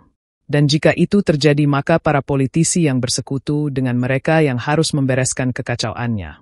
Sekarang politisi itu menuntut hal-hal seperti menciptakan obat dari darah Oni. Dan jika Oni berperilaku seperti manusia, maka para politisi tak akan bisa memanfaatkan Momotaro. Dan hal itu membuat kaum Momotaro merasa kesal. Tak hanya itu, para politisi hanya mengulurkan tangan, supaya mereka bisa jadi pahlawan seandainya situasi jadi tak terkendali.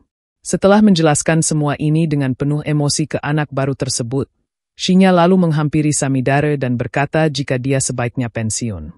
Apalagi dia kalah dengan memalukan dan kehilangan lengannya saat bertarung dengan bocah bernama Ichinose Shiki. Shinya juga menyuruh Samidare untuk menyerahkan jabatannya itu. Mendengar semua ini Samidare hanya berdiam diri. Namun saat mendengar jika Shinya akan menghabisi salah satu keturunan Kishin tersebut, Samidar lalu berkata jika Ichinose Shiki adalah targetnya. Mendengar perkataan Samidar barusan, Shinya pun merasa jika dia ingin balas dendam atas lukanya, atau ini soal urusan di masa lalu. Setelah Shinya pergi, Hina lalu menanyakan, apakah Shiki merupakan satu-satunya keturunan Kishin. Namun ternyata masih ada keturunan lagi. Scene kemudian berpindah. Nampak Tsubakiri menjelaskan jika sejak dahulu ada 8 keturunan Kishin. Dan Shiki merupakan salah satunya. Dan jika kekuatan Kishinnya bangkit, maka Shiki berpotensi menjadi ancaman. Dan itu artinya dia harus mati. Namun daripada menghabisinya begitu saja, Tsubakiri ingin mempelajarinya terlebih dahulu. Maka dari itu mulai hari ini ia akan menjadikan Shiki kelinci percobaannya. Dan ia akan membawa Shiki hidup-hidup. Mendengar hal ini Shiki lalu berkata, jika Kishin atau bukan ia sama sekali tak peduli. Dan yang terpenting ia tak akan memaafkannya.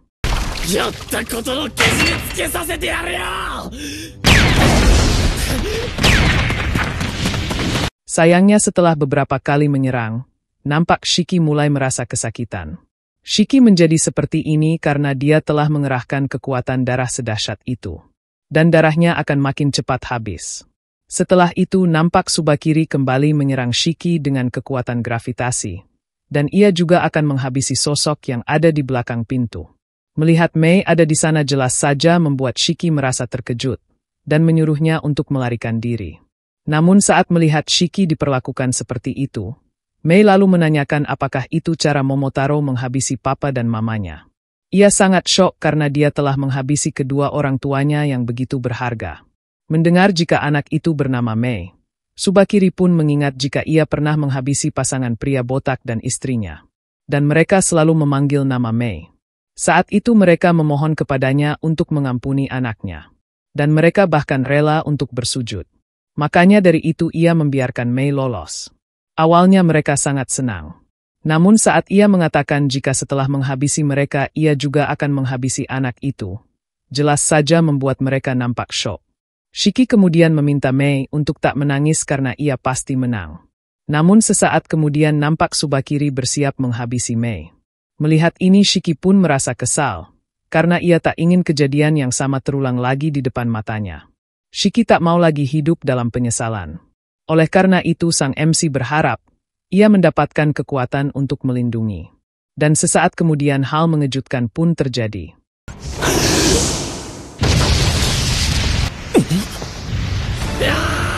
Narator lalu menjelaskan jika semua keturunan Kishin memiliki atribut elemen yang unik. Mulai dari api, air, petir, tanah, angin, es, kegelapan dan cahaya. Ciri utama dari keturunan Kishin adalah masing-masing mewarisi 1 dari 8 atribut tersebut. Dan diketahui juga jika atribut Ichinose Shiki adalah api. Dan Kishin pengendali api disebut Enki. Melihat hal ini Tsubakiri merasa terkejut karena baru mengetahui kekuatan Kishin. Tak hanya Tsubakiri, Shiki juga merasa terkejut dengan kekuatan yang diperolehnya. Setelah itu Shiki akan menyelesaikan ini sekarang juga, dan akan menghabisi Tsubakiri. Tsubakiri bisa merasakan entitas kekuatan yang dimiliki sang MC. Padahal beberapa saat yang lalu tubuhnya nyaris remuk. Dan sebaiknya ia segera menghabisinya sebelum dia mulai pulih. Namun sesaat kemudian hal mengejutkan pun terjadi.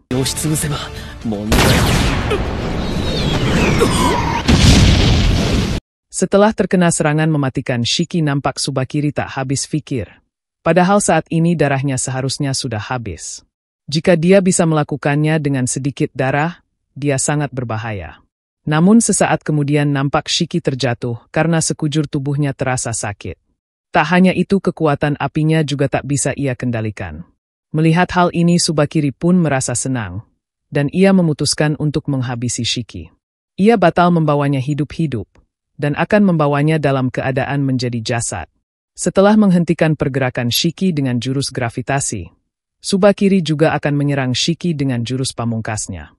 Meski kekuatan darahnya sudah habis, namun Shiki masih berusaha untuk melawan dengan segenap kekuatannya. Ia juga berkata kepada Mei jika dia berhak hidup bahagia. Dan Shiki siap mendukung masa depannya. Mendengar hal ini Tsubakiri merasa kesal, dan berkata jika Oni tak mempunyai masa depan. Bersamaan dengan itu nampak Mei menangis, dan ia kemudian mengingat perkataan kedua orang tuanya.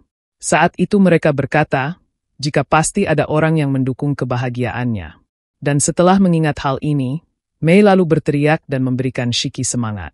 Mendengar hal ini kekuatan Enki sang MC kembali bangkit, yang membuat Tsubakiri merasa terkejut. Mei terus-terusan menyemangatinya, yang membuat Shiki mengucapkan terima kasih karena dia telah menepati janjinya.